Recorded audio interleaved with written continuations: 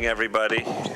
Welcome to the Tuesday, June 5th, 2008 public hearing for the Eugene Planning Commission. My name is John Borofsky. Thank you all for coming. Tonight we'll be holding two public hearings of the Eugene Planning Commission. The first is a combined hearing to consider a proposal for land use code amendment related to the Skinner Butte height limitation area and an uncodified land use ordinance related to sign regulations for a specific property. And then the second hearing is proposed for a land use code amendment pertaining to the separation between retail marijuana uses. Again, as I said, my name is John Borofsky. I am the chair of the Eugene Planning Commission. I would like to start by introducing each of the commissioners. I'm Bill Randall. I'm Stephen Baker. Kristen Taylor. John Jaworski. And then also if staff could identify themselves at this time, that would be helpful. Will Dowdy, Community Development. Alyssa Hanson with the Planning Division. Lauren Summers, Assistant City Attorney. Okay. And we'll have other staff that will be at the table for the second public hearing. Then we'll introduce them when they come up. I would like to take a moment to explain who the Planning Commission is and our role. We are unpaid volunteers appointed by the Eugene City Council to 4-year terms on the commission. We all live and work in Eugene, like many of you. We directly advise the City Council on matters related to land use, and we are also tasked with making certain land use decisions on behalf of the city. We are responsible for upholding the laws of our city and our state, the policies of the City Council, and of course, at the same time, we are also responsible to everyone who lives and works in Eugene. We are at-large members, which mean we have to consider the needs of the community as a whole, as well as the needs of all groups and neighborhoods. We're also human beings, which means each one of us has personal views that make us who we are. But as planning commissioners, we're committed to balancing all our needs as a community and making the best decisions we possibly can based on our policies, our laws, for us and for future generations. As I have mentioned, we have two hearings. Because the proposed ordinances that are the subject of the first hearing only affect a few properties, we will be using quasi-judicial procedures. The proposed ordinance that is the subject of the second hearing applies to properties throughout the city, so the second hearing will follow a legislative format. For both hearings, we will begin with a presentation from staff and then open the public hearing. If anyone in the audience would like to speak, please fill out a green request to speak form and bring it to the staff. Once the first public hearing is opened, speakers will be called in the following order: the applicant and those in support of the proposal, second, those with a neutral position, and third, those opposed. For the second hearing, speakers will be called in the order which they signed up. Just a reminder that the Planning Commission will not make a final decision on these ordinances. We will make recommendations to the City Council, who will hold their own public hearing before making a final decision. I also want to remind everyone that your testimony should be directed towards the approval criteria that you believe applies to the proposed ordinance. This is because the Eugene Code requires that the Planning Commission's recommendations be based on the approval criteria applicable for the ordinances. For reference, these approval criteria are listed in the staff report for each item. I'm also supposed to remind everyone that the failure to raise an issue with sufficient specificity to allow the Planning Commission and parties to respond will preclude future appeals on that issue. In other words, now is your opportunity to raise issues as clearly as you can so the city and others parties can address them. Before we begin the first hearing, the Eugene Code also requires that planning commissioners disclose any conflicts of interest, ex parte contacts, biases, or abstentions. Do any commissioners have anything to disclose?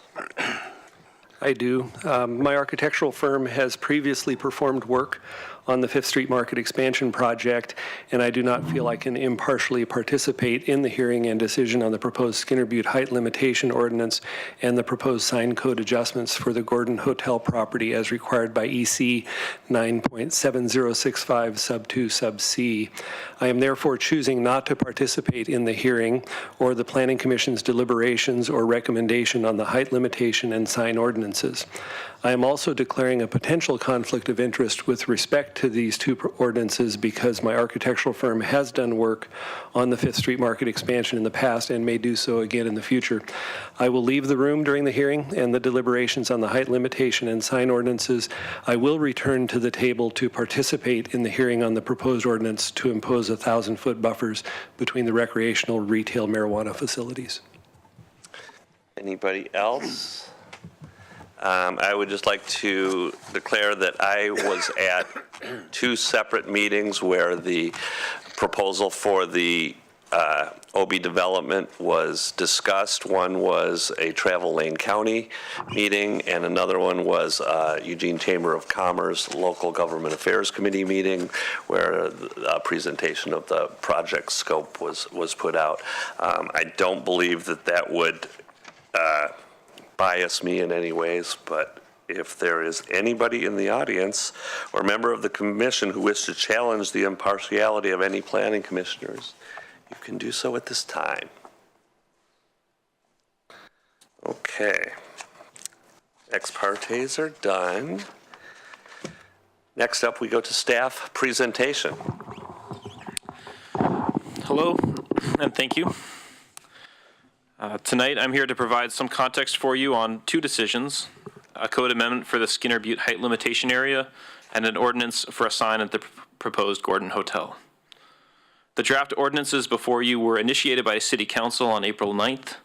The initial impetus for them is, as you are probably aware, the planned expansion of the Fifth Street Public Market in partnership with Lane County. I'll go through each of these draft ordinances in more detail.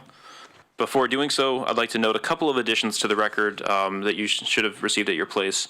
5 pieces of public testimony and 7 media items, newspaper and television. Okay, next please. I'll start with the Skinner Butte height limitation area. I think this is fairly simple in concept, but the context gets a lot more technical.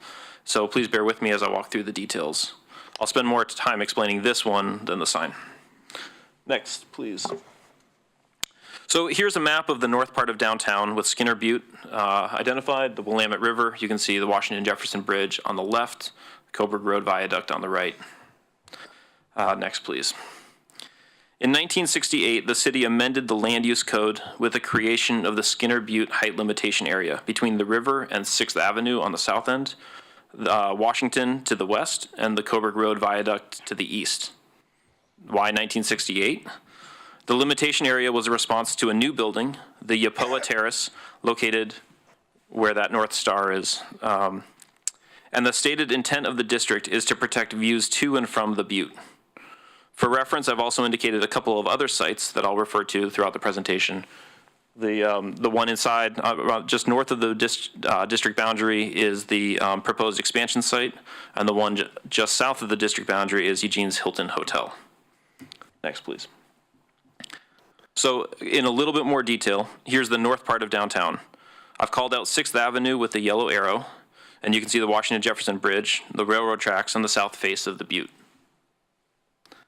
Next.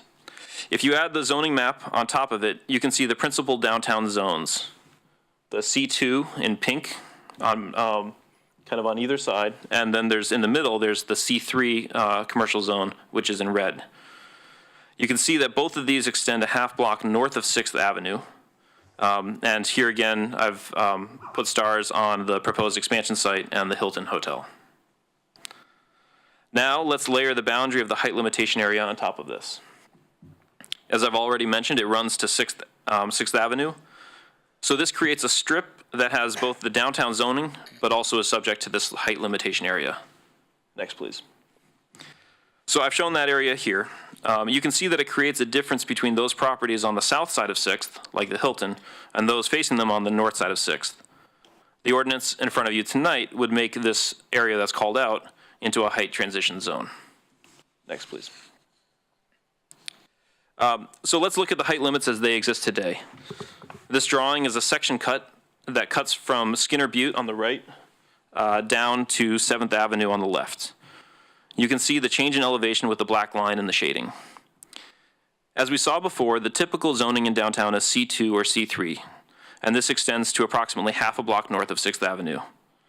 In those zones, the height limit is 120 or 150 feet, respectively, and that's called out with the pink line and the red line. The Skinner Butte height limitation area runs from 6th Avenue all the way north across the butte to the river, and its height limit is measured differently. Instead of measuring from the ground to the top of the building, it measures from sea level. Buildings are limited to either 500 feet above sea level, or as they get closer to the butte, 40 feet in height, whichever number is greater. At 6th Avenue, the ground level is approximately 420 feet, so the allowed height works out to about 80 feet for these properties. And so you can see the difference in allowable heights that the limitation area creates. Next. Now for a scale reference, here's how the Hilton and Yapoa Terrace appear on the diagram. You can see that the Yapoa Terrace is not only significantly closer to the summit of the butte, it also is a good deal taller than anything that can be built in the C2 or C3 zones in downtown. Next, please. The draft code amendment you are considering would create a height transition zone along the southern edge of the Skinner Butte height limitation area. The draft additions to the code include, first, carving out this transition area from the existing standard of 500 feet above sea level. Second, a new standard for this transition area with a height of 530 feet above sea level. And third, a definition of what the southern block is. There's one more code detail to call your attention to.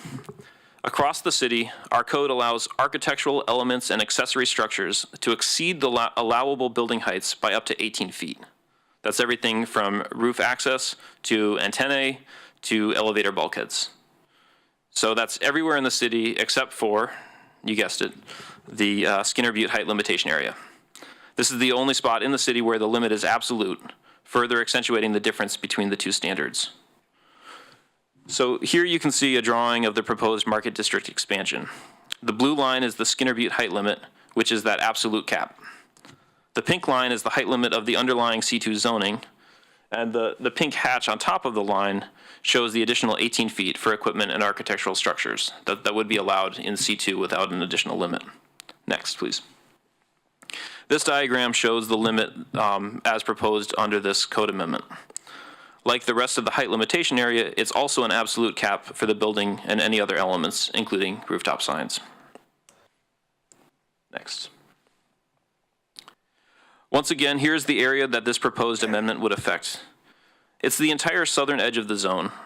As you can imagine, we initially considered writing this amendment as a site-specific ordinance, but after consultation with planning staff, we realized that the arguments in favor of it applied equally across the length of the corridor. At its opportunity for more compact development in the city core and compatibility of building heights from one side of the street to the other. Similarly, the potential impacts are consistent along the corridor as well. And let me show you what we looked at with that. Next, please. The best views of Skinner Butte are north of the half block in question, whether from the west, north, or east. This means that although buildings in the proposed transition zone could have an impact on the city skyline, like other downtown projects, they are in a different line of sight from the butte, and regardless of their height, they won't impact the views from these locations. Go back, please. On the bottom image shows what happens when you get to the south of these properties. The view gets blocked by other things, either the existing buildings or when looking down the streets, our urban forest. This is just a handful of blocks due south of the butte, just south of 8th Avenue. And you can see that the potential views are crowded out by the trees. Next, please. So when you get closer, this is Willamette and 6th, you see that the views of the butte are either along the corridors, as in this case down Willamette Street, or across the private parcels. When you're looking across the private parcels, the difference between buildings that are up to 500 feet above sea level and those that would be above 530 feet above sea level is an insignificant difference. Either one will block your view from, more than a parking lot would. That is, either one will block your view completely. And on the bottom, I've approximated the impact to the view from the butte, because that's also one of the things that the code calls out. These arrows are roughly at the maximum height that would be could be allowed under this amendment. So they would be visible from the top of the butte if built to that maximum limit, but they would not be as impactful. Let me briefly turn to the Gordon Hotel sign. With the market expansion, the developers have proposed this rooftop sign. The sign is intended to be a cultural landmark akin to the White Stag sign in Portland and Pike Place Market sign in Seattle, but it falls under our sign code. Currently, city code limits rooftop signs to a height of 30 feet as measured from the ground to the top of the sign. Clearly, this sign would exceed that. Our planning and land use staff considered potential paths forward and ultimately concluded that the best tool for you and city council to consider is an uncodified ordinance. Unlike the height transition zone, this would be specific to the project site alone. And this is the project site here. Next, please. And then one more, please. So rather than trying to carve out exceptions to various sections of the sign code, which include mounting height and dimensions as well as the overall height, the ordinance allows a direct statement of the specific requirements for this sign. And last slide, please. After you hear from members of the public and make your recommendation, City Council will hold a public hearing scheduled for July 16th, which will be an opportunity for further public comment.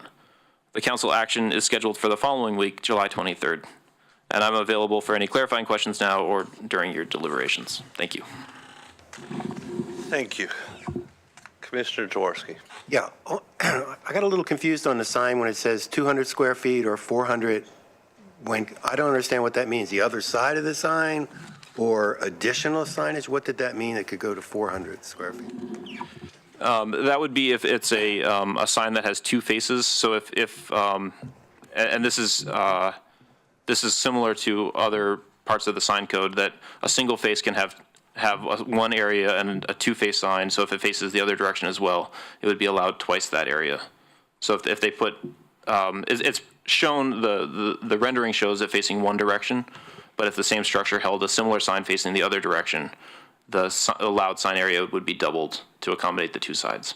So could it be put like my hands here, where it might be, instead of say 20 feet wide by 10, it could be 35 feet wide by 10, because it's like this, two faces?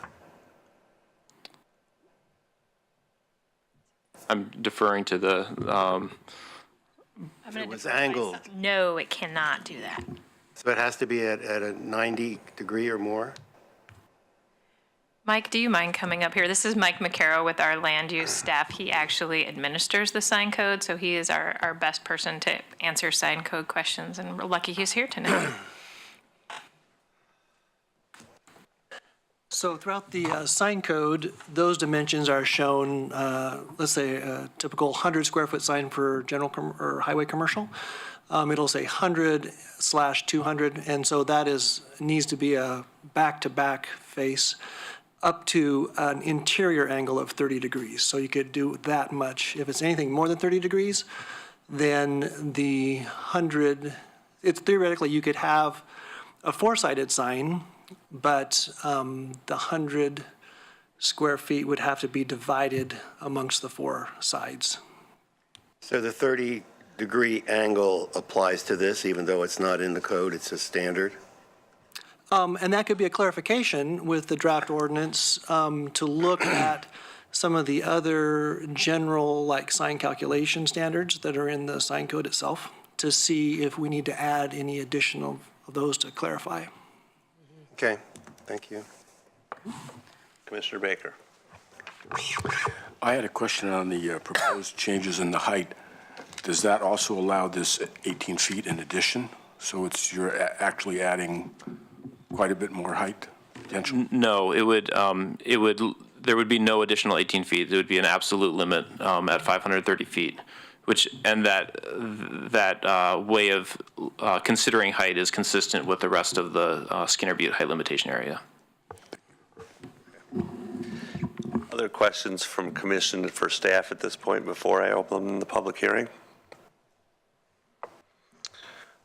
Okay. So I would now like to open the public hearing.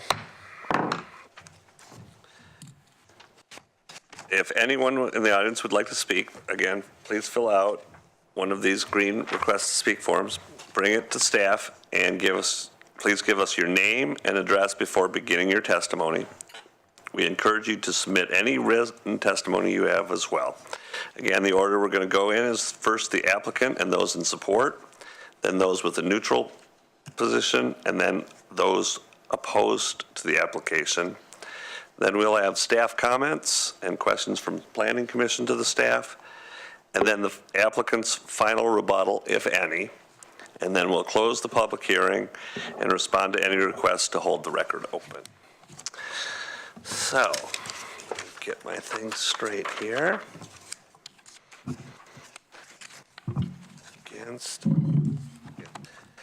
Okay, so first up is the applicant and speaking in favor, and that's Casey Barrett.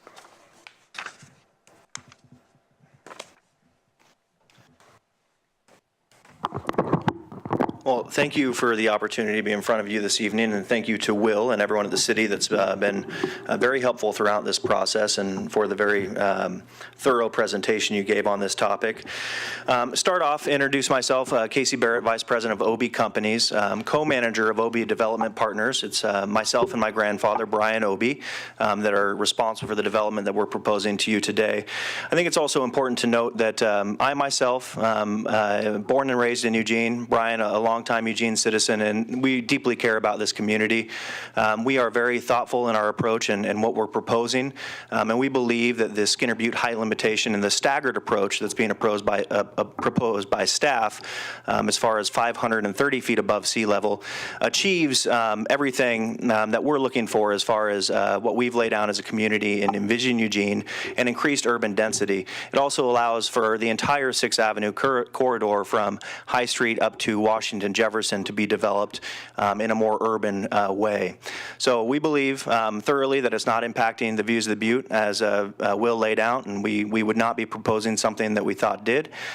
We also believe that the Gordon Hotel sign that is proposed is important to the aesthetic of the development and more in line with the industrial and vintage aesthetic of the Market District, one of our oldest industrial portions of town. It's also, as Will mentioned, iconic of great downtowns as far as the White Stag sign and the public market sign that you see at Pike Place Market in Seattle. So I think it's something that we should, as a community, be able to come together and figure out a way to do. We are proposing it as a one-sided sign that is no larger, not two-faced, not looking the other way as well, and it's no larger than what's proposed by, I believe, about 15 feet tall and close to 15 feet wide as well. It's important to us that it's a neon sign that also follows the character of those old world vintage rooftop signs. I also believe it's a way for us to achieve the signage in a way that's lighter and impacts the views less than if we created a tower sign with wall signs all the way around, similar to what you see at the Eugene Hotel. So all that being said, I think we've spent a lot of time to make sure that what we're proposing is something that the community can be proud of for a long time to come. It's something that will help add to the vibrancy of our downtown, and I appreciate you taking the time this evening to hear these topics, and again, to thank you to the city staff for helping work through these issues with us and find a pragmatic approach to resolving them. Thank you. Thank you. Next up is Steve Oakes.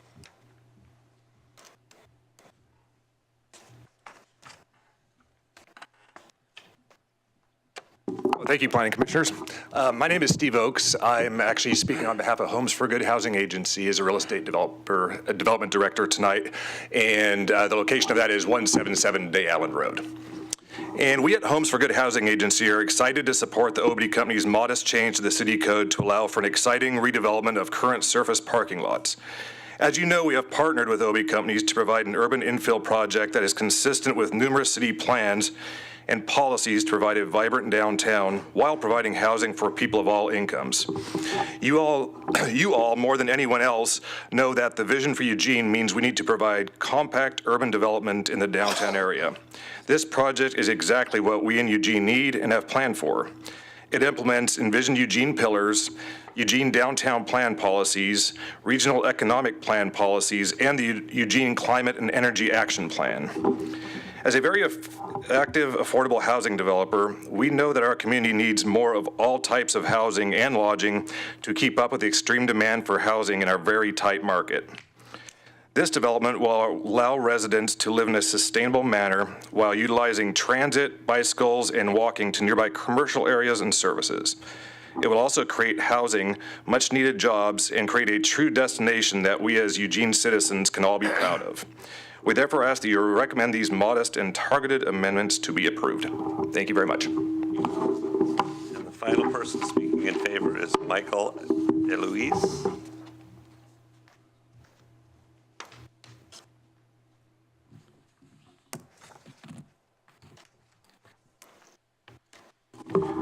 Good evening.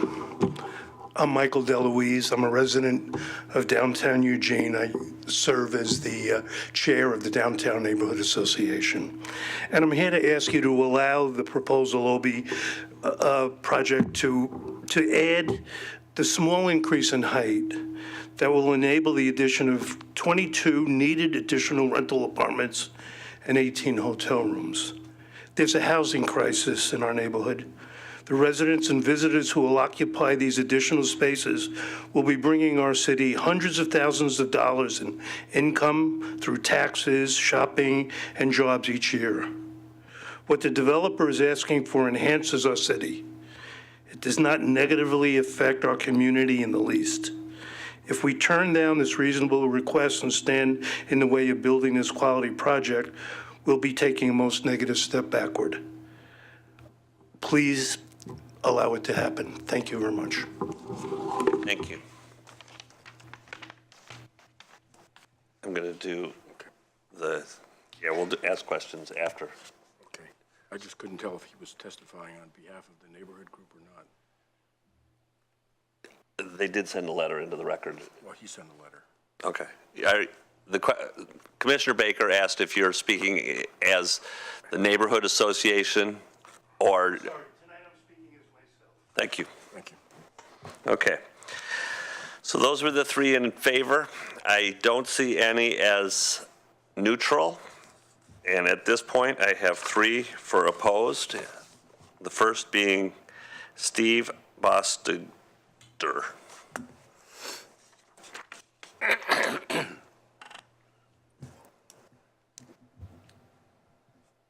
My name is Steve Bostetter. I live at 3025 Kentwood Drive here in Eugene. In the mid-'60s, the federal government was on the verge of ramming two Hoover-sized dams down the throat of the Columbia River into the heart of the Grand Canyon, contending with money-hungry developers. It was imperative to the energy needs of the Southwest. Those dams were never built, thanks to the efforts of the Sierra Club. And 50 years later, the Southwest is doing just fine. Fast forward to today, to the Trump era, where everything environmental takes a back seat to making a buck. It's the same song, second verse. And so we have a hotel developer seeking an exemption to a decades-old city ordinance intended to preserve a certain quality of life, to keep our landscape from being littered with high-rises and becoming a mini Portland. And elected government officials are considering granting it. I think we can all agree that tourism is a vital component of Eugene's economy, and lodging is an essential part of that tourist trade. So grant the permit and build the hotel, but do so within the limits of the ordinance. You grant this exemption and you're opening Pandora's box.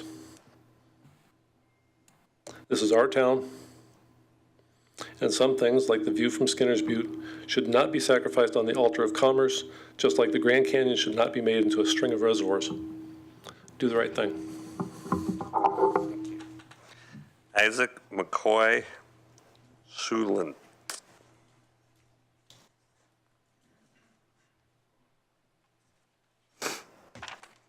Good evening. As with a lot of things in city government, there's not much room for nuance, so I'm opposed to the sign ordinance, but I have no problem with the building height limitation change. In fact, this size, the form factor, is ideal to increase the energy efficiency of such a building at zero cost. Developers across the country are doing this, and I would suggest that for the cost of the sign, they could build this building to the passive house level standards. It's happened in Kansas City, it's happened in Chicago, Boston, Portland, and then we would be left with a building that would improve the quality of life in Eugene and help us meet not only the downtown redevelopment goals, but also other goals that the city has, climate change and reducing greenhouse gas emissions, things like that. There's been a lot of talk, it seems like there's been more talk about the view of the Butte, but as someone who walks up to the top of the Butte every day and lives in the neighborhood, I don't see much value to the sign. It's called iconic, but that has taken decades to become so, and there's no guarantee. I think the risk is that we start seeing these pop up everywhere because this sets a precedent for other tall buildings to request the same sort of sign. So, again, the other part I would like to say is that there's a little bit of conflicting imagery shown. That block happens to have one of the most consistently treed sections there on the 6th Avenue corridor. It's beautiful. And in the image, one of the images, they plop the building down and the trees are there. In the other one, it looks like they moved the building right up to the sidewalk.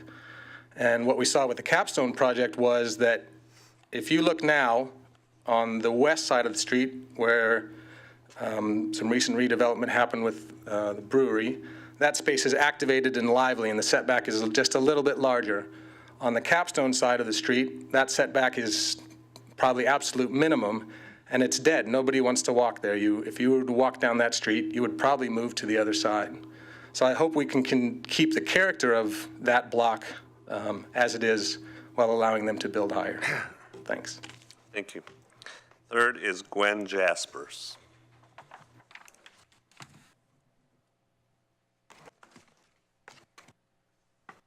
Hello, my name is Gwen Jaspers. My address? Sure. 1061 West 10th Avenue in Eugene. I wish I had written comments, but I don't, so this is a little ad lib. I did go to the website and read, 30 or 35 pages of the 80-page thing that's on the, let's see what it called, PDF on the website. I didn't see much reference or any reference in what I read about the, it's called the Shelton McMurphy House, which is, the whole that side of Skinner Butte is, and especially the Shelton McMurphy House is architecturally beautiful, and it's nestled in the trees. I meant to go by on 6th Avenue and to see if you can see it now. I don't drive a car, so I'm not often on that street, so I don't remember that part. But if this building does block that, I guess it would, no matter how tall it was. But the other thing I'm concerned about, and that maybe people in the audience have started to read about, light pollution, and that some cities are concerned about their lighting, and they're changing lighting to focus down and focus where people need the light. And they're learning that lighting has used up a lot of energy that could be better used. And it's maybe not here, but lots of it across the country is fossil fuel energized, and we could save a lot in carbon output if we use less light. So aside from, is this on? Mm-hmm. Okay. Aside from not liking the sign, I think it looks tacky. I don't think it looks like Eugene. And like somebody said, it would open Pandora's box. Am I talking too long? Okay. It would open Pandora's box for other people to put up signs like that. And yeah, I just thought that was ugly and made downtown very different looking. And back to the light pollution, it's hard on human beings even, and hard on insects to have their night time when they come out and do their thing and it's light and apparently, they die or, they eventually die off, according to this, to research I've read really quickly. I haven't digested this, and it's a longer issue for the city to look into, but there are cities across the United States that are considering this. And I agree with whoever, I'm not opposed so much to the desire to make more hotel space and low-income space and a market feel and all that, but yeah, right up to the sidewalk is ugly and it's not pedestrian friendly. The Capstone building, for instance, nobody I know thinks that was done properly, and it's just, you go right past somebody's bedroom, when you're walking on the sidewalk. It's really cheap looking. So anyway, I think that's all I have to say. Thank you very much. Thank you. That concludes the public comment that I've received as far as requests to speak forms. At this point, are there any comments from staff or questions from the Planning Commission? Commissioner Jaworski. Yeah, I've seen a lot and heard some testimony even tonight that deals with issues other than just building health and sign, and we're only restricted to looking at those things. I don't know what the status is of that building or sidewalks, if that's being reviewed or approved. My questions are this. How many roof signs exist now in the city in that downtown area?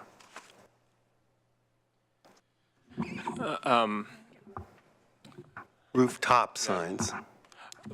Mike can comment to that. I can say generally that the requirement that the top of the sign be no more than 30 feet above the grade makes it a regulation that's less conducive to signs in the downtown core, where you are more likely to have taller buildings, and it's more likely that you will find them as you get into a more suburban setting. But Mike may have a better understanding of that. I want to clarify that the Eugene Hotel sign, which depending on when you see it, looks like it's a roof sign, it's actually attached to part of the. It's on the side of the building. Yeah, I understand. Downtown, predominantly, there are wall signs oriented more to a pedestrian scale or vehicle scale. So other than Eugene Hotel sign, I have not done research in preparation for the meeting, but other than Eugene Hotel sign, I'm not thinking, calling to remembrance any other similar signs as proposed. Okay, so there are no others, and that's not a rooftop sign, that's on the side of the building, if I understand correctly? Correct. Okay. Right. Are there any restrictions on how long the sign can be on? Is it on is it on all night till the morning, or is it have to go out at a certain time? In the general sign code standards, there is no restriction on how the duration of lighting for a sign. Are there any restrictions in the code provided by staff for that we're considering tonight? None. Okay. Any other questions from commissioners? We got a new packet here. Is this new testimony that was received today? Yes, there should be about 12 pieces in all that came from the time that your AIS was sent out to you as of this afternoon. Okay. Applicant's final rebuttal. If you'd like to speak again, Casey? Yeah, I think I'll just clarify a few points. I think for us, we agree with a lot was said, especially about the building to the property line, and I know those issues aren't in question today, but we are working with the city to try and set some of the buildings farther back so that environmental on 6th Avenue is more welcoming and a more pleasant experience. Interesting enough, city code does require a certain amount of the building percentage to be built on the property line, so that's something that for us to look at in the future. As far as the sign, the rooftop sign, and whether it becomes a wall sign, I mean, we think it's a unique opportunity to provide something that's different in a special district in downtown. If we went the wall sign route, if we got the height limitation approved, we'd probably have to add some height to the tower itself, and then we'd be placing wall signs around the side of the tower, just like Eugene Hotel has, which actually would increase the cost as opposed to one sign that faces one direction, and would increase the light output as well. So we believe this is a good solution for what we're proposing. It's a middle ground, and we think it actually is a nice aesthetic. I've made probably at least 100 hours of presentation to different community groups, neighborhood groups, organizations throughout the city. And I can honestly tell you I have not received any negative comments about the sign during the presentations. People have been excited about downtown Eugene getting something that is unique like that, and something that is different than what we have in the rest of downtown. And as far as the hours it's displayed or it's lit, we would expect it to be treated like any traditional wall sign like the Eugene Hilton has. It's on during the hours of darkness. Same would go for the proposed rooftop sign. But that's something that we're willing to work through, and I think that's what the spirit of this development for us has really been in collaboration with the city, the county, as well as our partners Home for Good and the rest of the community. It's important that we do something and we develop in a responsible way that is going to add to the vibrancy of our downtown, and I believe our proposed development does that. So thank you. Thank you. Can we question? Sure. I had a question, Mr. Casey, I'm sorry. Just to understand that we're considering this height variance here, the building itself, the height variance is for the sign. The building itself will remain the same, I believe, 7 stories. It could be built without the variance? No, it couldn't be. The building itself right now is about 505 feet, so we're just slightly above that that height. And what it would mean is we'd lose the 7th floor, which would bring into question the financial viability of the project, and also limit the amount of units. And part of also that's driving the height is the mixed-use aspect of this development, the fact that we have ground floor retail, which requires a higher ceiling height and podium level than traditional residential does. So it really is it's a unique development that hasn't been seen in the Skinner's Butte height limitation, and that's why we feel the approach we're taking is one that will lessen the impact and allow 6th Avenue to be developed in a responsible way down the road. Another question? I just had another question. You mentioned something 505 feet and then? Above sea level. Right. Yeah. That's your current development? Current to about the corner of the parapet wall, and that's not inclusive of the area that sheds the equipment, which is involved in that, and that's probably another, I don't know, 8 feet on top of that. But we're really just barely above the height limitation as it currently sits. Even with the added rooftop sign, we'd be well below, probably a good 10 feet at least below the 530-foot mark that's being proposed. So you would be, you wouldn't interfere with your plans if that became 520 feet then? I'd have to verify. I know as we've gone through the value engineering process, we've actually taken a foot out of the hotel and a 3'6" out of the apartment building because that means less skin and less cost. I'd be concerned. We did some work with Will earlier on that looked at the hotel sign, and that area was kind of about 530. But I also don't think that step's necessary when the buildings right on the other side of the street are at 550 or greater. That makes no difference as far as the impact or the view of the butte. So I think this is also more than about our development. This is about the viability of 6th Avenue and that entire corridor into the future. And the fact that it's being proposed at a height that's lower than what can currently be built across the street, it's not going to negatively impact the views of the butte down the road as the city continues to get developed, which it inevitably will. May I offer a clarification on that? The number 530 actually came from staff. That was in consideration of what they were proposing, but when we looked at the difference between the what's allowed on the south side of the street, especially when you take into account additional height for architectural elements and the like, the idea of 530 seemed like an appropriate transition without getting into too fine of a detail to parse based on the zoning. Mr. Jaworski. Yeah, I understand the 530. So if the building is 505 and it has to be 15 feet above the roof, you're only going to have a 10-foot sign? Is that understood if it's 530? Oh, the sign's not fully designed yet because we don't know if we can build it or not, but it's between 10 and 15 feet. I mean, it could be right at 12, but it's not. Well, it would exceed it if it was at 12, so. It would not exceed the 530. Well, what we received from the staff indicates that it's going to be 15 feet off the floor of the roof? The top of the sign? No, the bottom. No, the top of the sign. We would not be, that's not our proposal. Well, that, I believe I read, correct me, staff, if I read that wrong. let me- Something to do with, it wouldn't be visual because of it, so it would be 15 feet off the roof and then the sign. I can address that. Okay, thank you. So the existing rooftop sign standards dictate how far the bottom of the sign can be above the roof. This, again, writing in a, to create an envelope and not a specific requirement for this sign. The code said that the bottom of the sign could be no more than 15 feet above the top of the roof. Commissioner Dorsey said that would be no more than 15 feet, not a requirement of 15. So it could be exactly right on the roof then? Yes. Okay, thank you. And the bottom of the sign, the way we're proposing it, the bottom sign is right near the top of the roof, and then the sign itself proceeds up from there. Other questions? 25 feet high. Just a question for staff again. There was some question about, because of, in order to see the sign, you needed to be certain, I thought it was like 30 feet above the parapet wall because of the angles from the street level. Obviously, you're not, in an airplane it would be different, but if you're at the street level, you've got angles in order to be able to see this sign. The sign, as we've laid it out, or we've looked at it, the tower that the sign sits on top of is a flat roof. The sign sits near the front, the eastern edge of that, and it's an east-facing sign. So it would be no more than, I think, a couple feet, if that, above the top of that flat roof.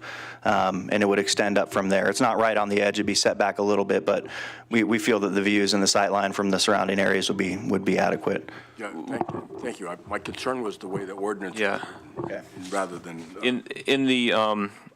In the findings, we did say, or is this the introduction? I guess this is in the AIS, we did say that one of the sign code requirements. So the sign code does say that rooftop signs have to be 1 foot above the roof, and that. And going to your point of the optical angle, that does make sense when your sign is no more than 30 feet. The top of the sign is no more than 30 feet above grade.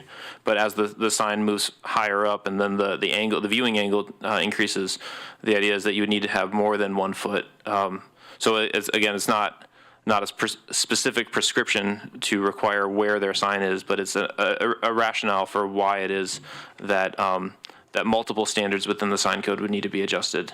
And those are the kinds of things that led to the idea of a standalone ordinance. Okay.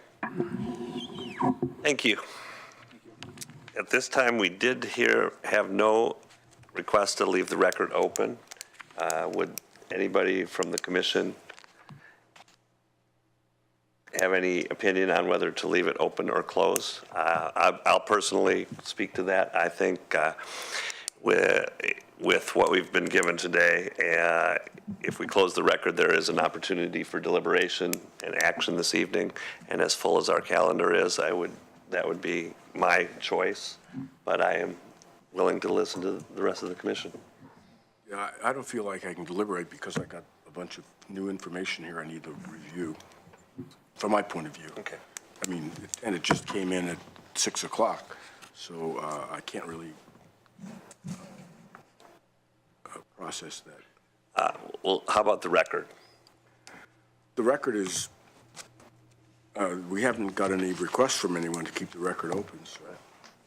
Okay, so with that, is there anybody who would like to make a motion to close the record? Is there a second? All those in favor? Okay, so with that, the record is closed. As far as deliberations, we'll get to that after the next public hearing. We'll talk about whether we're going to deliberate on these actions this evening or not. Okay. Close that public hearing. And we have to go wrangle the other. Yes, well, So- we're going to take a minute or two and get Commissioner Randall back. Commissioner Borowski, did you close this public hearing? Okay.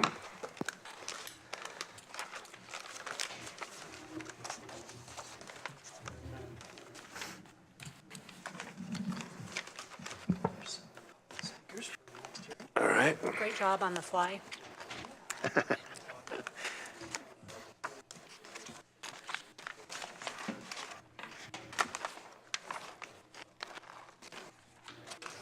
The registered art articles are not relevant to be included just in case people have read them. So actually, if you look at the comments from the public, I read them. Well, I tried to read it, but I just, Maybe we might take a break, maybe take 10 minutes to go over these and then deliver it. Just, I didn't read that article. It was mainly the input from. Yeah. Yeah, that's what I'm saying. And Fairly that's what small. I'm going to maybe suggest when we get to it, is that we take a little break to Yeah. go over the things, and then if people are comfortable at that point, we can make a decision. Yeah. Just because as full as our schedule is, if we can, Yeah, but there's no immediacy, and this doesn't have to be done by next week like the other one, right? no, well, it has to be done before the July city council has it, so we would have to make a recommendation before the 30-day notice need time. that they have, is my understanding. Well, it's June 5th, and their thing is on the 23rd or something. We'll see what the will of the commission is.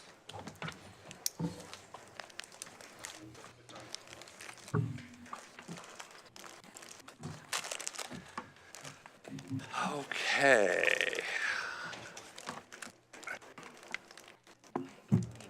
We need Mike. Yeah.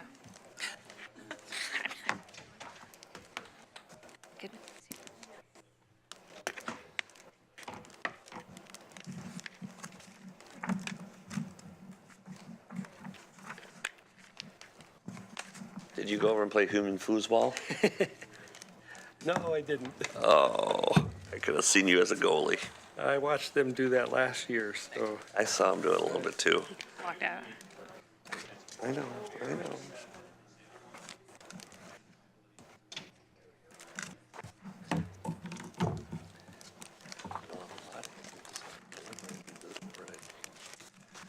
Okay, we are back. We have our esteemed colleague, Commissioner Randall, with us now.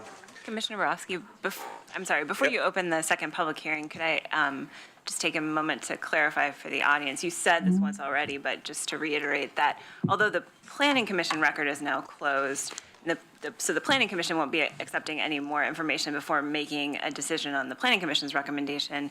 There's a second opportunity for the public to submit new information to the City Council before they make their ultimate decision on these proposed ordinances. So the public can submit written materials from now until at least the City Council public hearing, and the public can also appear at the City Council public hearing, which is currently scheduled for July 16th, is that correct? Yeah. To speak to the City Council as well. So it's not the last chance to submit information to the city, it's just the last chance to submit information to the Planning Commission. Thank you for that clarification, and to anybody who's in the audience who heard that. Okay, are we ready to start the next public hearing? So I open it, or do we do presentation? Nope, we do staff presentation first. So Mike, you're up. Thank you. Good evening, Planning Commissioners. I'm Mike McCarrow, Land Use Analyst with the Planning and Development Department. And the City Council initiated a code amendment in April to consider whether to establish a 1,000-foot separation requirement between existing recreational marijuana stores and proposed recreational marijuana stores. And tonight's public hearing is an opportunity to hear from the community on their perspective on whether we should have this possible new standard. Now, to clarify, the draft ordinance is about recreational marijuana. It does not include growing operations, processing, or medical sales of marijuana. And we have 48 existing recreational marijuana stores in Eugene. And most of those are located either in the downtown area or along 6th and 7th east of Chambers. About 70% of those existing stores are within 1,000 feet of at least one other recreational marijuana store. And so 1,000 feet is typically 2.5 blocks. The state of Oregon allows communities to establish a separation requirement between such uses if municipalities choose to do so. And of the 10 largest Oregon cities, the following do have a 1,000-foot separation: Portland, Hillsborough, Beaverton, Gresham, and Bend. Cities who do not have a 1,000-foot separation include Salem, Corvallis, Springfield, and Medford. Interesting geography north and south, but we won't go there. Recreational marijuana stores are a specialty store in the land use code. They're permitted outright in the following zones: C1, C2, C3, E1, E2, and either all or within a portion of the following special areas zones. Those would be Chambers, Chase Node, Downtown West Side, Fifth Avenue, Blair Boulevard Historic Commercial, Royal Node, and Walnut Station. So a total of 14 zones allow specialty stores, which includes recreational marijuana stores. So these types of uses that are operating now will have legal nonconforming status and will be able to continue in operation regardless of whether a new separation standard is adopted. In addition to the public testimony included in your packet for the hearing, one additional email was received, and that I placed by your seats before the hearing for your review. And after receiving public testimony tonight, the Planning Commission will make a recommendation to the City Council, and as we just mentioned, there's a tentative public hearing for the Council scheduled for July 16th. And I'm available for any questions you have later on in the hearing. Or now. You forgot one special area zone, Whitaker, just because it's public. You were going down the list. Thank you. Yeah, no worries. So here is Actually, if I could jump in, I think you skipped the GO in your comments as well. But these are all in. They're all in. They're listed all, here. yeah. What I did. Yeah. This was all a test to see if you were paying attention. Yeah, I was half paying attention. He was paying attention to the other half that we missed. All right, thank you. So here's my question.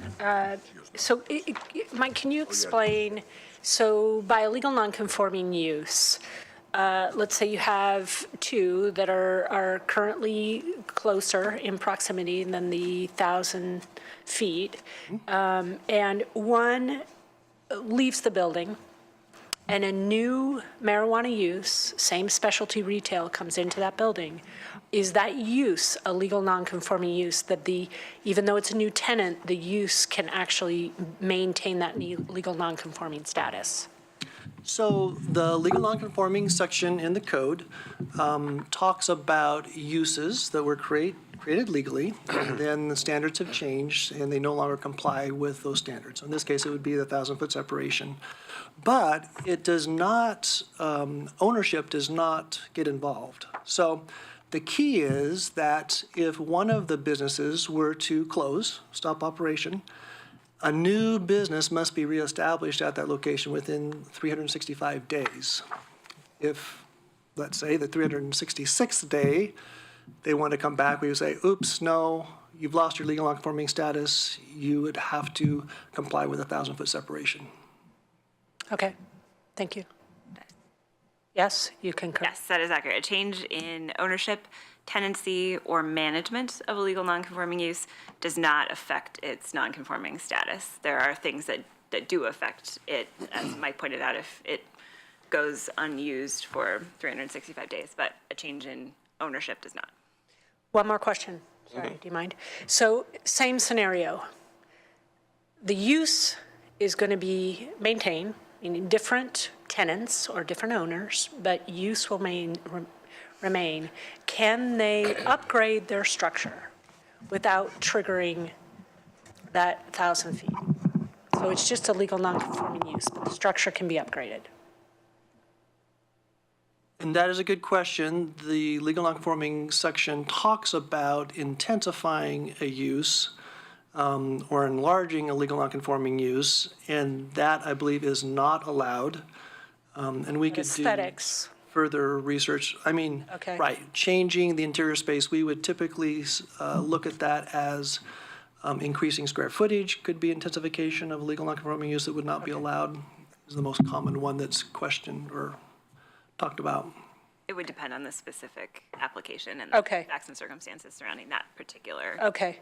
Where I'm kind of going with this is really about, so if you create a legal nonconforming status, we've got an interesting situation because we could get really dilapidated structures because the use, they don't want to abandon the legal nonconforming status. So it's just wanting to understand the details of what the potential impacts are.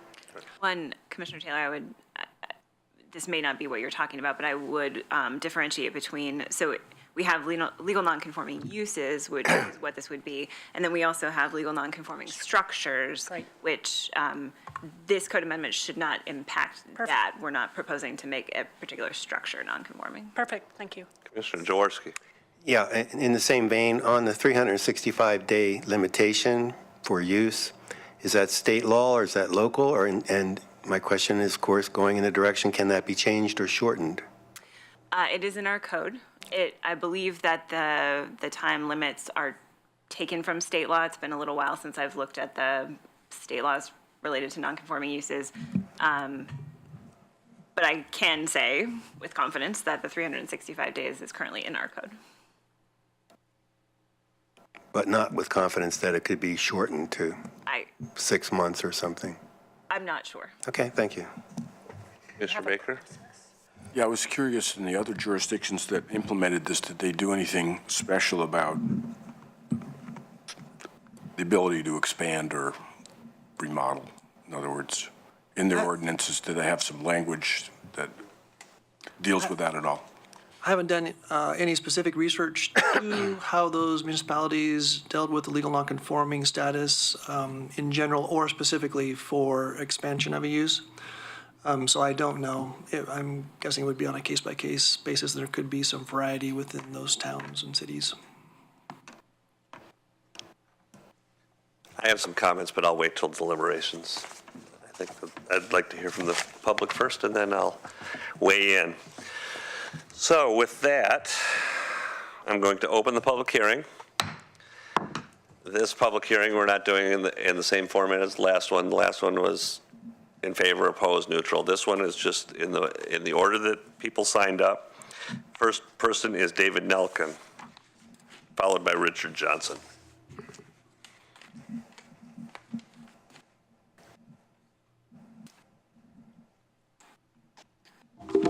Thank you. My name is David Nelkin, and I own a commercial property at 1416 Willamette Street, within 1,000 feet of existing marijuana and retail businesses. I object to this change of this land use code to preclude my future lease or sale options of my property is akin to taking without compensation. Our city does not limit the proximity of other businesses, such as bars, restaurants that serve alcohol, coffee shops, car dealers, attorneys, or doctors. That the city, and I quote, has heard from numerous community members that there is a need for a separation to support diversity of uses in particular zones or areas of the community, end quote, is just plain ridiculous in my opinion. Maybe we should tell lawyers not to open an office right around the corner here next to the courthouse, or the doctors near the hospital, or take the area around the Fifth and High and look at all the alcohol serving establishments there. What kind of diversity of uses do these concentrations of businesses promote? Listen, the economic law of supply and demand will eventually limit the number of retail pot stores this so-called proximity problem will cease. Let's not put the city into the action of sponsoring diversity and mandating separation of types of businesses in an area. Also, the city promotes the Whitaker Brewing and Distilling neighborhood. What hypocrisy that numerous community members, and I quote, try to foist on other city property owners. I believe the real reason for the proposed zone change is not to promote diversity, but to really restrict the number of pot stores. And I am not a pot user at all, but I'm concerned for the future use of my building. I won't be doing the same kind of business there forever, and I don't want to limit my future possibilities. And I appeal to you to see the ridiculousness of this zone change. Appreciate it. Thank you. Thank you. Richard Johnson, and then Christine Okana. Hello, my name is Richard Johnson. I own Midtown Direct Smoke Shop. I've been an employer in Eugene for 15 years. The reason I don't have a pot shop right now is I'm waiting for federal tax law and federal banking laws to change. I think I'm a smart business person because of that. You're going to take away my ability to open my shop while you grandfather in out-of-state players using out-of-state employees. Flying these employees back and forth from the outside looks really sketchy to me. I want to play by the rules. Any pot shop right now in Eugene who says that they're writing off their advertising, they're tax evading. You guys need to know about IRS Section 280E. It is the game changer.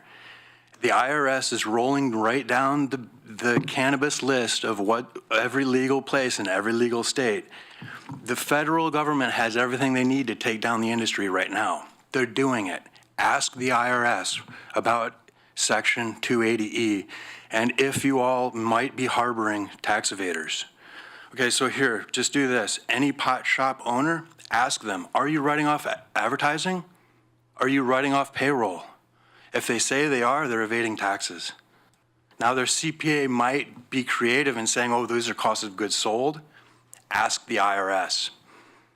We're in danger right now of grandfathering in cheaters and liars. The reason why I'm not in the business right now, I've been selling bongs 15 years. Why am I not selling pot? I want to play by the rules. I want my city. Okay, so when pot became legal, City of Eugene planning, City of Eugene said we're going to have a free market society. We're going to let competition decide. Now, this is a knee-jerk reaction. Now you're about to include a group of people who are basically, they don't know what they're doing. Their business plans are nuts. They're complaining that they need protection because they have no parking, because they don't even know the tax code. There's so many thousands of products that are pot, marijuana.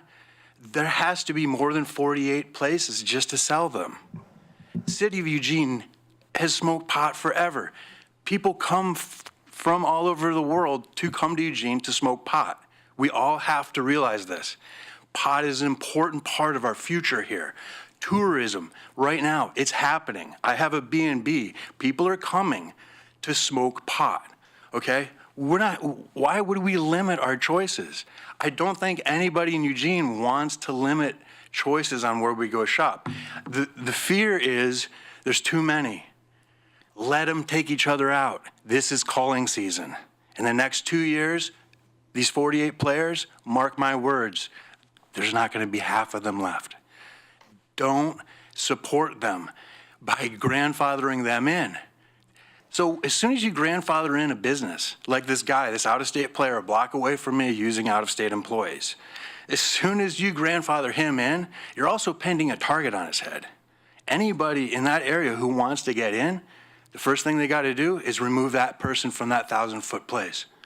Don't do this. This is not Eugene. This is not the way that we want to play. We want to play the best player wins. I had an out-of-state competitor move in across the street from me. I smothered them with love. I won because my business plan is better, because I treat my employees better, because I found better ways to offer better deals. Let the smart people come out. Don't protect them because they have a bad plan. Section 280E IRS code, it's going to take out so many of these players. Mark my words. And I can't believe I'm the one who has to be teaching the city about the underlying principle that's going to take them all out. Okay, so let the people who are being smart with their business plans. I've proven myself for 15 years that I can be an employer and I pay crazy taxes. Let me continue that, please. Let me follow my dream. Don't tell me that you're going to protect this out-of-state idiot while I can't play, while I'm waiting for the laws to change.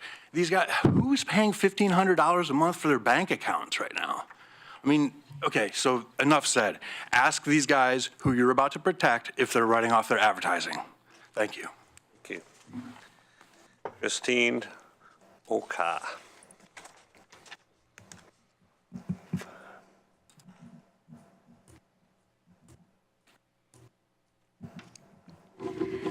Good evening, members of the Planning Commission. My name is Christiane Ochoa, and I am a community health analyst and work for Lane County Public Health in the prevention section.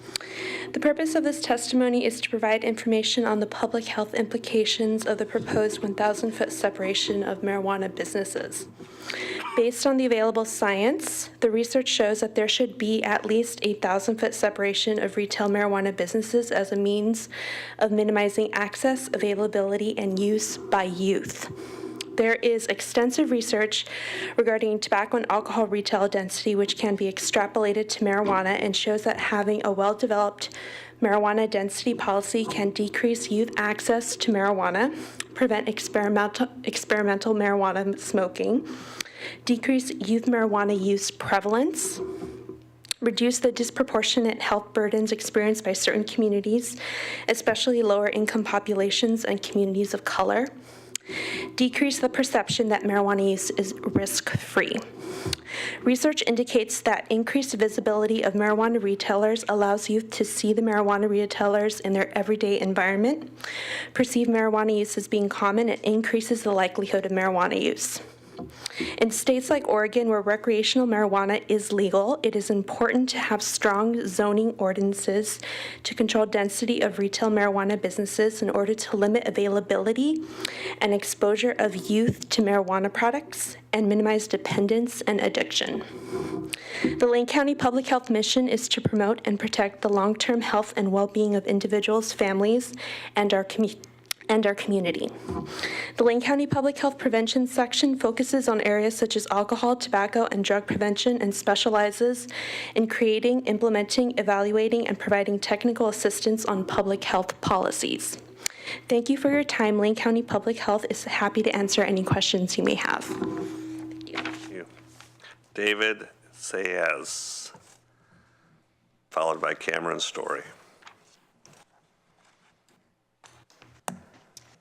Hello there. My name is David Sayez, and I live at 860 East 23rd Street in Eugene. And I also work in Eugene as the Executive Director at Centro Latinoamericano, and I'm also the chair of the Eugene Springfield Prevention Coalition. And that's a collection of volunteers, of youth, parents, business leaders, law enforcement, healthcare professionals, and government advocates whose mission is to reduce substance abuse and prevent it here in town and in Springfield. Like most residents, we've noticed the dramatic increase in the number of retail marijuana retailers out there, and that's pretty evident. And that raises concerns just related to our mission in terms of perception of harm for that youth may have. I think that the businesses have every right to function and do their work, but I believe that it's the city's responsibility to make sure that the community is attending to potential situations in which youth can feel like there is, it's fine for them to use, and even though it is illegal, and it's something that I think you need to take into consideration as you make your recommendation. I think that it can give the impression to youth that it's not harmful, and that can lead to use, and use is potentially addictive, and addiction costs us dollars as well. And so it is problematic for youth, and I think that it's something that I hear the business side of it, and I understand it, but the community here, and the commission and the city council's responsibility is not to promote business, but to make sure that it's a healthy, thriving community. And so I think this is an appropriate step to take, a responsible step to take. We need to, just be the adults and take responsibility for this situation. Thank you. Cameron Story. Hi, my name's Cameron. We're in the process of opening another recreational store over. It's located at 2164 West 7th. Kind of far away from downtown. Our concern is that we've already signed a 5-year lease. We're in the process of getting approved from OLCC, but it's a pretty lengthy process, and we're worried about when the grandfather time, like if this does go through, then there's another store within 1,000 feet, but we've already spent $50,000 on remodels, and we're locked into a 5-year lease, and we've already got approval from the city. Like we have a approved land use compatibility statement from the planning department. So we had the green light, but we're kind of concerned that if this does go through, we're not really sure what we'll do with the building, or we've already paid for our OLCC license, which is pretty expensive, and that's our concern. Okay. Thank you.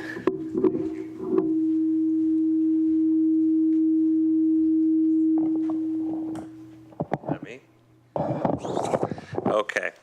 Seeing no more, at this point, I'm going to ask if there's any questions from commissioners. Yeah. I have a couple. One is, do we currently have limitations on different businesses and their locations, like distances to either each other or to, for instance, schools, those sorts of things? I'm thinking liquor stores, similar type uses. Do we currently have restrictions in place on businesses? Can I add to that? I have the same question. I was going to add adult uses, because I know we're using substances, but I think these are adult user products, so. Good question. In the land use code, there is no separation requirement for any uses in the code currently. So this would be the first time, and there's no separation requirement for adult uses. The only time in the land use code that I'm aware of that there's any separation requirement would be for large signs in highway commercial zones, separation to try not to have a lot of signs all in one location. Follow up, do we not have a limit on the distance a use can be from a school? Commissioner Randall, under state law, marijuana businesses are required to not locate within 1,000 feet of a school. Okay. But that's not in our city code, that's in state law. Okay. And you mentioned liquor stores, so that also is monitored and regulated by OLCC. As far as location, and I'm not aware that they have I think it's like a case-by-case basis rather than a specific limitation. They want to have those broadly distributed throughout a community. So the state does separate liquor store uses. Okay. I had a question. Christine, is there any chance you could come back up? I did have a question about your testimony.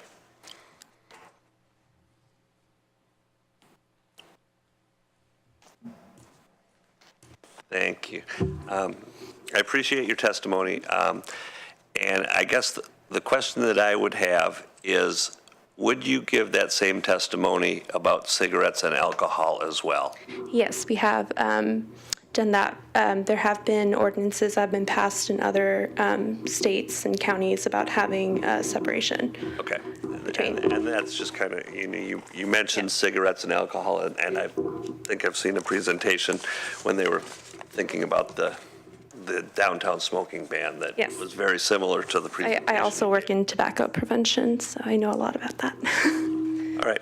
Thank you, Commissioner Kim. Just another follow-up question from Commissioner Randall, and then an additional question.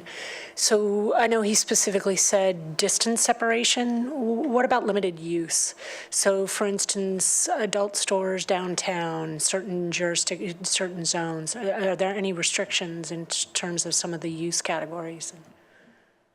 Well, of course, each zone will have in the land use table the types of uses that are allowed, either permitted outright or permitted with types of land use applications such as site review or conditional use permit. If they're not listed in that zone, then they aren't allowed in that zone. We don't have special standards for adult uses.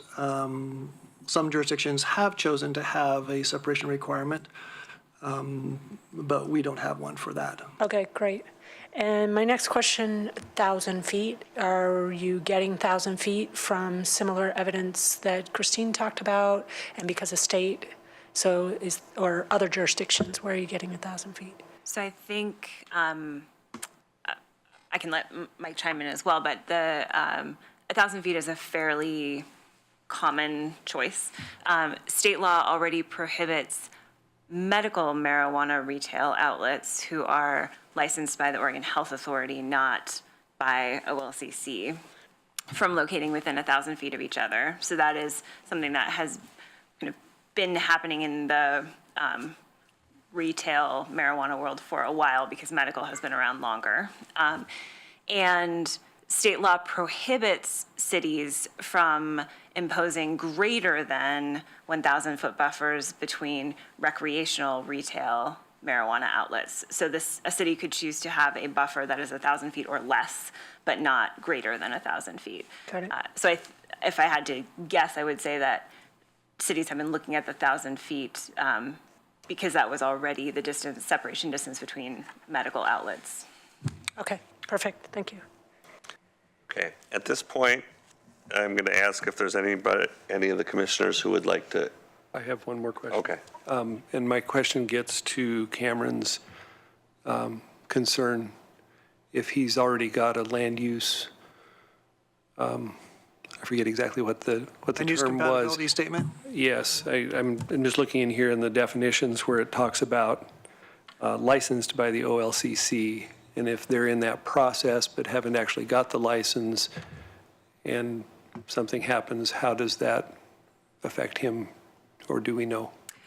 It's an excellent question, and to be totally honest, I'm not sure that we know. We have, so the process, as I understand it, and again, Mike can chime in if I get it wrong, is that someone who wants to be licensed to operate a recreational retail marijuana establishment applies to the OLCC for that license. As part of the OLC's due diligence, they ask for a land use compatibility statement from the jurisdiction in which the retail outlet will be located. And so the city then would provide that land use compatibility statement, which basically says, yes, it's allowed in the zone and the location and where it's proposed under our land use code, or no, it's not allowed. OLCC then decides whether to grant or deny the license based on a number of factors, but in part based on the land use compatibility statement.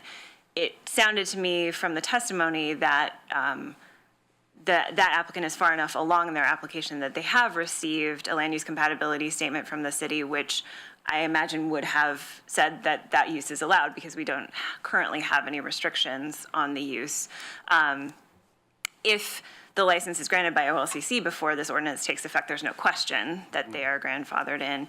If it's not, I think it would really depend on OLCC, whether they decided that because the land use code had changed in the interim between the city issuing the land use compatibility statement and OLCC granting the license, that then they would choose not to grant the license, or if they would rely on the previously issued land use compatibility statement and grant the license. Once they're licensed, they should be able to come in. So. And just a caveat to that as well. This is an initial public hearing. City Council will have also a public hearing, and then act on that at the end of July, I think is about the A tentative action for July 23rd. Right, and then usually the procedure is the ordinance wouldn't take place for another 30 days after that. So we're looking at approximately the latter part of August that the OLCC would have to give the kiss of approval. I would say, Commissioner Borowski, that's accurate. There's a possibility, I mean, the city council has the ability to choose to enact an immediate effective date, so it could, theoretically could be in place as early as the end of July, but regularly, it's 30 days after adoption that the ordinance would become effective.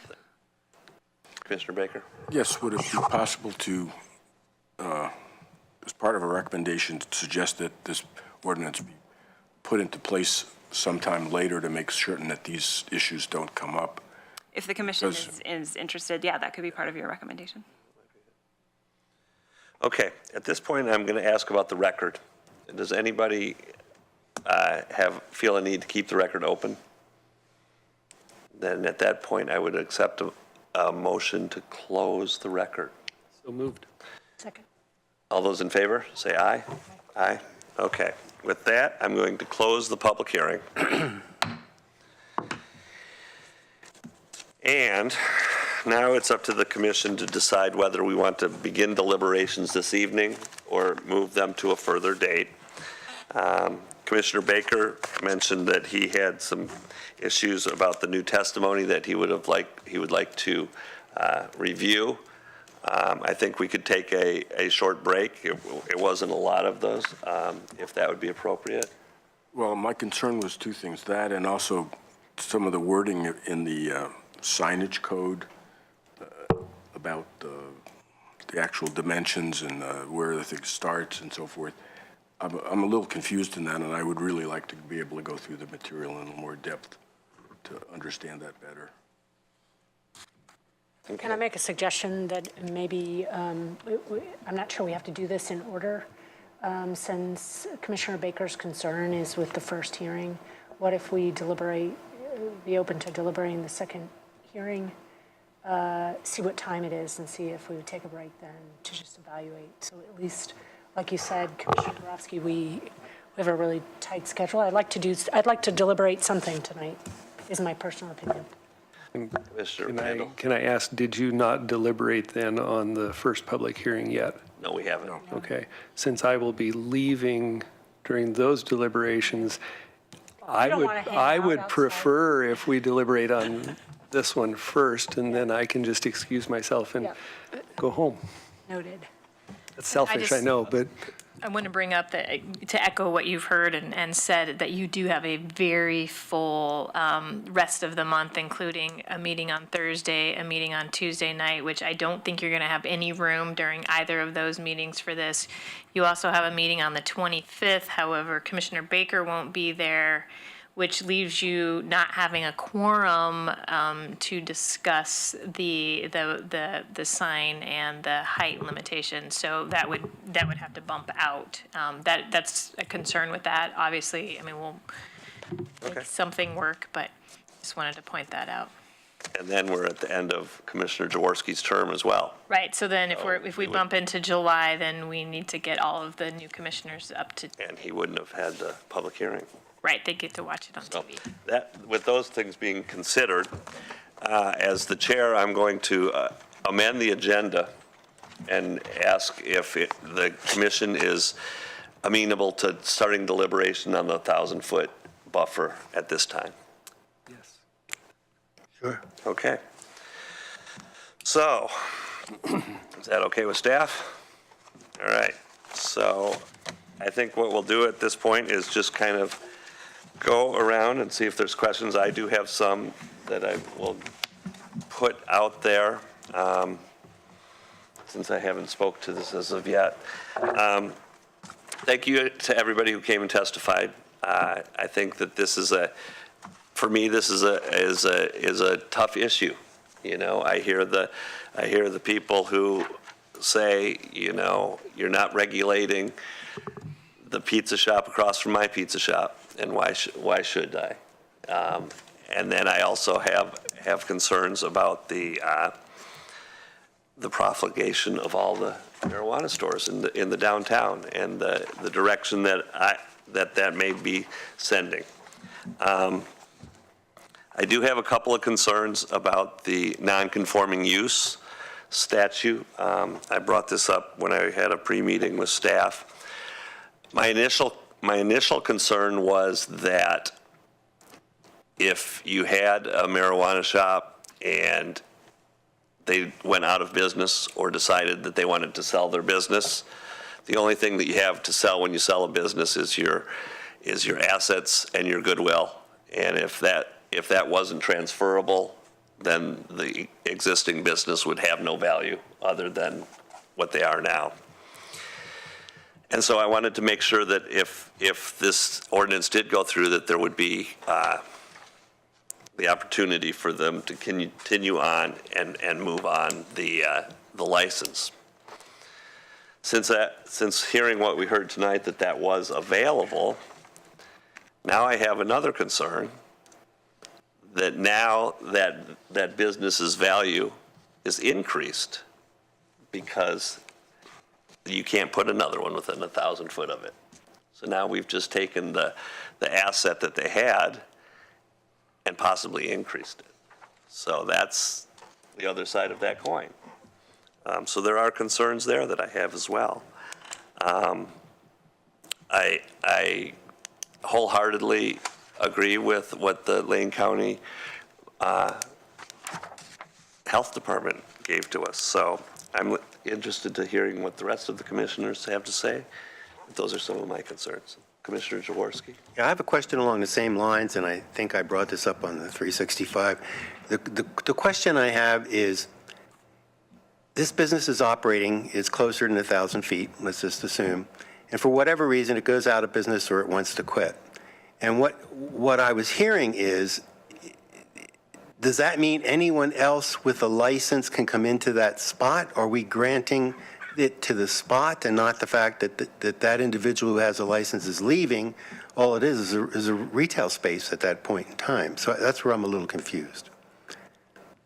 So the way that the legal nonconforming use code provisions currently read is that a change in ownership in and of itself is not enough to bump a use out of legal nonconforming status. So if marijuana or another use that for some reason is nonconforming, say it was allowed in a zone and no longer is, the sale of the business, change in ownership of the business, change in management of the business, that does not affect its nonconforming status. It can continue on. So it would have to be sold to someone who already has a license.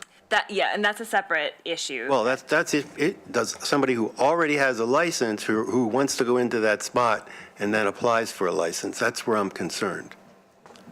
Well, so in order to operate a recreational retail outlet, someone would need to be licensed by OLCC. If they did not already have a license, so they bought the building or picked up the lease, they would need to get licensed and get operating within 365 days, or too much time will have elapsed and that legal nonconforming status will go away. Okay, so what the chair was saying is that's a pretty valuable property if you want to have that now, because it's saying, hey, here's a spot you can have marijuana. All you have to do is get licensed and you can come back in. Okay, thank you. That's clear. Commissioner Baker? Yeah, I had some similar concerns too, particularly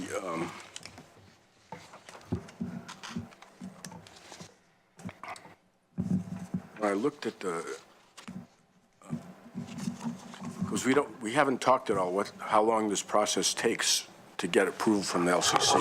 If it's a 6-month or 9-month process, that changes things dramatically than if it's normally, and again, I'm not knowledgeable about this, but I remember reading in the papers in the past about a big backlog of these things pending. So, we're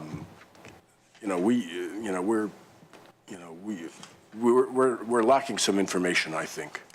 That would be useful if we know that the average application to either acceptance or rejection was 90 days. That's a lot different than 230 days.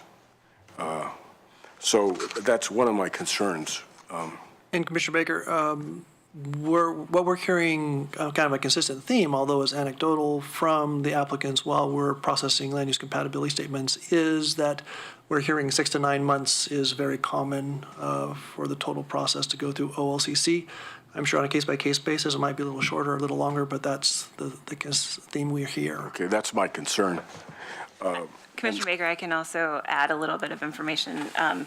OLCC just on May 30th issued a news release that said that they will stop processing new applications for a while, starting on June 15th, because they have so many, and licenses have to be renewed every year, that they just don't have staff to handle the volume. So they will kind of focus on the renewal applications, stop taking new applications that are submitted after June 15th. So applications that are already in the pipeline will continue to be processed.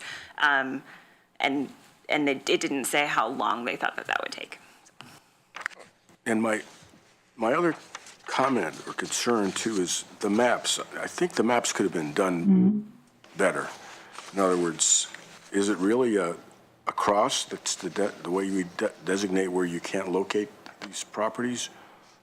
In other words, it's not a circle or the way it's written? The graphic designer that helped us with the maps, I think, chose that icon. It's recognizable as for marijuana uses, and we could have done a small dot or a circle. The map does show 2 locations that have OLCC issued licenses that are not yet in operation. We don't know the background stories for those, and so that was a distinctive way to show the difference between the two. But the maps are not showing 1,000 feet separation either in the cross. It's the wrong dimension for that. So the circle. Well, there is a lighter gray circle that indicates 1,000 feet around each of the crosses. And some cases, like downtown, there's so many, it kind of blends in together. Okay. And my other comment or concern is that we obviously, we want these stores on corridors and normal shopping areas. And if our problem is, a certain area like downtown, why did we not consider, we do other things that are, have a limited scope. If you want things to locate on the corridors and go out, why did we not just focus on the central district? And that way we wouldn't have problems out on a corridor because, you've got one store that's 3 blocks away and another store that's 10 blocks away just because of what retail spaces are available or whatever. And you want them to be located there. You don't want them to be in neighborhoods necessarily. So I'm looking at the map here that shows the corridors with the stores. And then I'm looking at the map of downtown. Yeah, and just a brief comment. My understanding is that when recreational retail marijuana became available throughout the state, that City Council had a brief discussion at that time and did choose not to do a separation requirement. They could have done that citywide. They could have done it for a specific area of town, but chose not to at that time. Commissioner Baker, I would add that when City Council initiated these proposed code amendments, it was not specific to a particular area of the city. That said, if Planning Commission felt like it made sense for them to be specific to a particular area of the city, that could be part of Planning Commission's recommendation to the council. Well, I only comment in that respect because of the 2 maps here that show the citywide one, and then the blow-up maps that show west, the west one and the downtown where you see a larger concentration. In the other areas, it seems strung out on the corridors. Commissioner Randall? Okay, I think that, just maybe to Commissioner Baker's concerns, I think that's probably because at that larger scale map, you couldn't see the number that are in those 2 areas, so they blew those areas up to show the numbers there. I guess from my perspective, a couple of things. One, kudos to the writer of the definition. I know there have been times where not only using the code, but in my position here, that definitions have been an issue, and the definition of how the 1,000-foot is measured is wonderful. So thank you on that, because it's clear, it's concise, it's accurate, and it's easy to figure out if, you're trying to decide, is it within 1,000 feet? There it is. And so doesn't appear to be any question there. I guess from what I'm seeing is the state limits the spacing and locations of liquor stores. The state also limits the spacing and locations of medical marijuana establishments. The state either chose not to, or during however this process with recreational marijuana came about, it didn't happen, whether they chose not to or what. The city council didn't initially look at that, but now they are. And so I think there's some precedent there for these types of uses, both liquor stores, marijuana, et cetera. And I think there's a public health concern that we've heard as well with this. And so I think by the state limiting the spacing and some of that, I think they recognize that as well. And I think just from the standpoint of the free market, I think the free market will handle itself whether we limit the location and spacing or not. And so I think that, to me, is somewhat irrelevant. And I think the concerns with the rents and limiting the uses for a landlord, we're talking about limiting one use in a commercial establishment in a commercial zone. And there are many commercial uses that you can put in commercial zones. And again, these are zones throughout the city, and it's not just limited to downtown. And so I'm inclined to support this. Mr. Taylor. So, well, one, I share a lot of the same sentiments as Commissioner Randall, and I want to elaborate a bit. But the one part I don't necessarily share, which I actually, I'm familiar enough with the code, is that I actually thought the definition needed some additional clarification.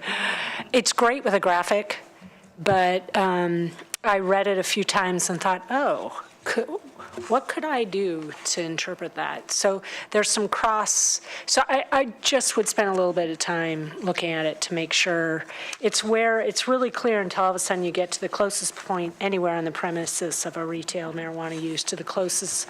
It gets a little weird, and then it's like, well, what does that mean? Can I move the circle? And it's 1,000 feet. So anyways, it starts to question.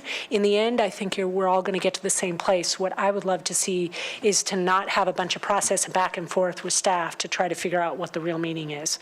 So try to get as clear as we can get. So Commissioner Taylor, if I may, two things. Yes. First, if Planning Commission has recommendations for changes to the language, we would certainly accept them. The more information that you can give staff about what you think would make the definition clearer, that would certainly be helpful in staff trying to draft something that would meet Planning Commission satisfaction. The other thing that I would say is this, I feel like the praise is certainly unwarranted because this definition of how to measure 1,000 feet is taken pretty whole hog from administrative rules adopted at the state level by the Oregon Health Authority and Oregon Liquor Control Commission. And the reason that we've used premises in this definition rather than lot lines or something else is that OLCC in particular licenses the premises of the marijuana establishment, and that can mean different things depending on what that particular location looks like. So I think in my mind, what this would mean is that to be sure, if there's question about the 1,000-foot buffer, it might require city staff to look at the licenses and figure out what OLCC considers the premises of the two establishments to figure out if there really is a 1,000-foot separation. And that is cumbersome, but it, in my mind at least, dovetails with the state regulations relating to these businesses. Okay. So that's. So it's not synonymous. Yeah, okay, I get it. So, And because we are at least now considering 1,000-foot separation, and state law prohibits us from greater than 1,000-foot Yeah. separation, if we said lot line to lot line, and, there might be a problem. So. okay, that is clear enough. It sounds like actually Oregon State has actually been through this, and there's enough clarification that we can give clear direction and be able to interpret this if someone comes to the counter. I hope so. Yeah, okay, that's really, so this is kind of my elaboration. Actually, really appreciated the the public testimony tonight and what's in the record. I think this is a challenging, I like to look at kind of not creating equity and fairness throughout the city at large, and then making sure we understand why we're making decisions in context. And this is a really interesting one, I think. So before I go any further, one of the things that I think is interesting is this parallel process with the state. So, the legal nonconforming status and kind of what that means in terms of a legal nonconforming status and what that means to the value of that tenant space, of that building or tenant space, and being able to get in and out and the structure. I still have questions, and it really has to do around timelines. And I think I've got enough answer today to make to make a decision, but based on your response. So I want to clarify one. The code says 365 days. I just want to verify that that's the number. It does. Yeah. And then the next question is there a way that we can be thoughtful in the code standards to account for some of these in process? Because right now we don't know when it's going to be adopted, but from what I've heard, it is a tremendously arduous process. So not having someone halfway through the process or a ways into the process, they've got an investment, blah, blah, blah, and then all of a sudden this comes up, that there's enough time. And I don't know, I know that puts some ownership on you, but. So I think, so we've heard from one applicant that's in the middle of the process. I'll let Mike speak to whether he is aware of other folks who might be in the middle of the process.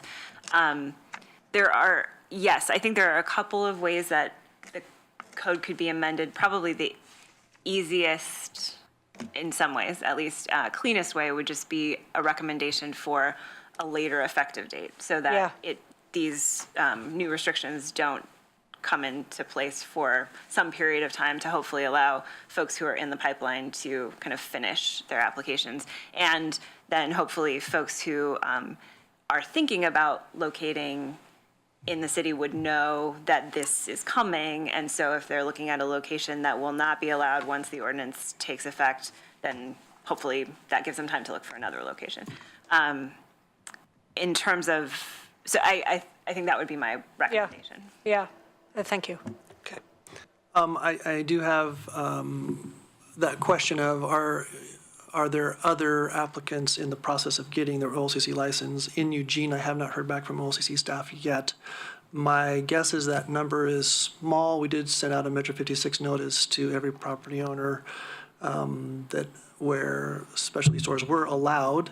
And that's how the person testifying this morning, or this afternoon, evening, whatever it is, found out about it.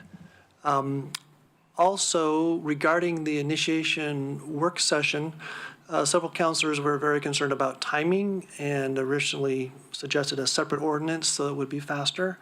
That option didn't work, and so we're doing the code amendment process. So potentially one other way to write the code as far as vesting purposes could be picking a date where both the applicant had submitted their application to LCC and the local land use compatibility statement had been issued. That might meet both goals of not creating a time period for rushing the gate, so to speak, now, and it also could help the process continuing without further delay that could meet city council concerns. I'm taking time, I had that one last piece, do you mind? I can go a second round if you'd Yeah, we can rather. do second round. No, go ahead. Okay, so I just wanted to add to what Commissioner Randall, because I do agree. I wanted to say in particular, I appreciate David's testimony. I thought it was very thoughtful. It's kind of where my concerns lied. So where I go with it, what's countering it is similar to what Commissioner Randall said. I don't like that we're singling out this use necessarily. This use has some unusual characteristics. So one, it's primarily used by adults. I mean, you have to be a certain age to actually enter. The other thing is in terms of dominating an area as a commercial use, it has a really interesting interface with the public, meaning it's not there. So I like it in terms of Christine's testimony and other testimony that's similar in the record for that purpose, and also the fact that there is this limit in terms of the public interface, and it's really a design-oriented kind of ability to have a specialty retail store that's more has that full flexibility like other uses in the code. So. Okay, I put myself back in the queue. Have you had your first chat? No. Okay, Commissioner Jaworski. Yeah, I had two questions. I appreciated the recreational marijuana stores map, but I couldn't find in there, how many recreational marijuana stores are there? There are currently 48 in 48 stores. city limits. Okay. When I looked at the map myself and from the testimony, it almost feels, and I'm only putting my own opinion in here, that like, wow, this is a downtown Eugene problem. When I look at the map, I see they're coming up some of the transportation corridors. So my question is, when the city council looked at this, because it should be an issue that's addressed citywide, not a downtown focus.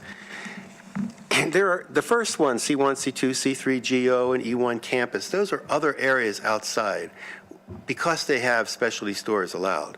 Was there any discussion to take a look at those 4 or 5 zones that may exist and say, let's remove marijuana being allowed in those areas and talk to those residents in those areas and say, that's one approach, and where they are, we want to limit them to 1,000 feet? Was that done, is my question. At the work session where the comment was initiated, there wasn't, I don't remember any discussion about eliminating specialty stores from other areas of town. I think almost all the discussion was focused on the downtown area and trying to have more diversity of uses and support the so-called gains with. Yeah, I understand it, and then you're almost reiterating what I said. Is this the perception is it's a downtown issue, and I'm from a non-downtown area. I would have liked to have seen more comments from people outside of the area as a comment, and the fact that they don't think this affects them, but yet when you look at the code here, it does affect them. And I have a concern on that as far as outreach and participation, and somewhere prior to the city council meeting, it would be nice to say that, by the way, this affects your areas as well. Just a comment. Commissioner Jaworski, I would add that the city did send Measure 56 notice to all the property owners in all of the affected zones. So those folks got at least some notice that this was happening. Yeah, most of those zones you're talking about are commercial. It's the residents around them that I'm concerned about. Okay, they're right across the street. Thank you. Okay, so I thank you for bringing up Measure 56, and I just had a process question about Measure 56, because I went online and looked at the documents, and I saw that there was a mailing to the neighborhood associations. I didn't see a list of a mailing to all affected properties. You say that did get done? 2,413 mailings went out. And then my second question on that is, do you know the cost of that? And that would be an interesting piece to have, what the cost to send that out to all those people is. Which department pays for that cost? Does that come out of PDD's budget? Does that come out of council contingency? Where does that come out of? That's just my personal geeking out and something that I might bring up at a further public hearing. Budget hearing.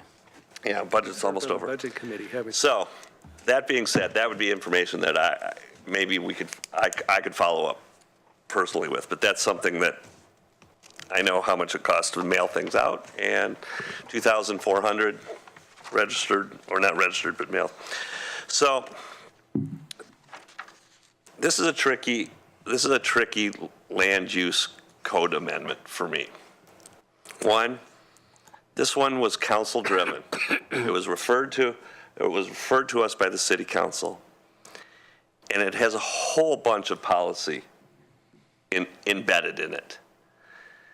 We usually don't deal so much with policy at this board. We deal with land use. This is the first stage of this thing. Well, actually, it's the second stage. There was a council work session and direction to staff to implement this code amendment. And there was a lot of policy talk at that one. I would feel comfortable personally moving this forward, a recommendation for this forward, but also making light of the areas that are policy that we have concerns with. One of the areas of policy that I have concerns with is the fact that we're picking winners and losers. The second part is the non-conform, letting council know the consequences of the non-conforming act. The third would be the consequences, letting them know the consequences and the remedies to this gentleman's situation over here and possibly other people's situations that are there where they've gone through and done everything we've asked them to, and we may be pulling the rug out. To me, that would be an appropriate form of a recommendation from this body. Yes, we think if City Council feels 1,000 feet is correct, we think that this code is written correctly, and I can live with this code. But the policy type issues, I didn't get elected to make policy. I was appointed by the City Council to give input on land use policies. And so I can say, yes, I like the way that this code is written, and there's things that I think need more looks at by the people who are elected to give us the policy. So that's kind of my direction that I would feel comfortable going forward with. Commissioner Baker. I agree with the chair as well. For example, I have a complaint with C, the definition where it says within 1,000 feet. And I've had this before on various other cases where it's for incentives as well as for limitations. That doesn't make sense when you have a railroad or freeway in between. In other words, I mean, and we've talked about this before, of having language in there that would meet, that's the kind of land use code recommendations that I think we're comfortable making. I'm comfortable making.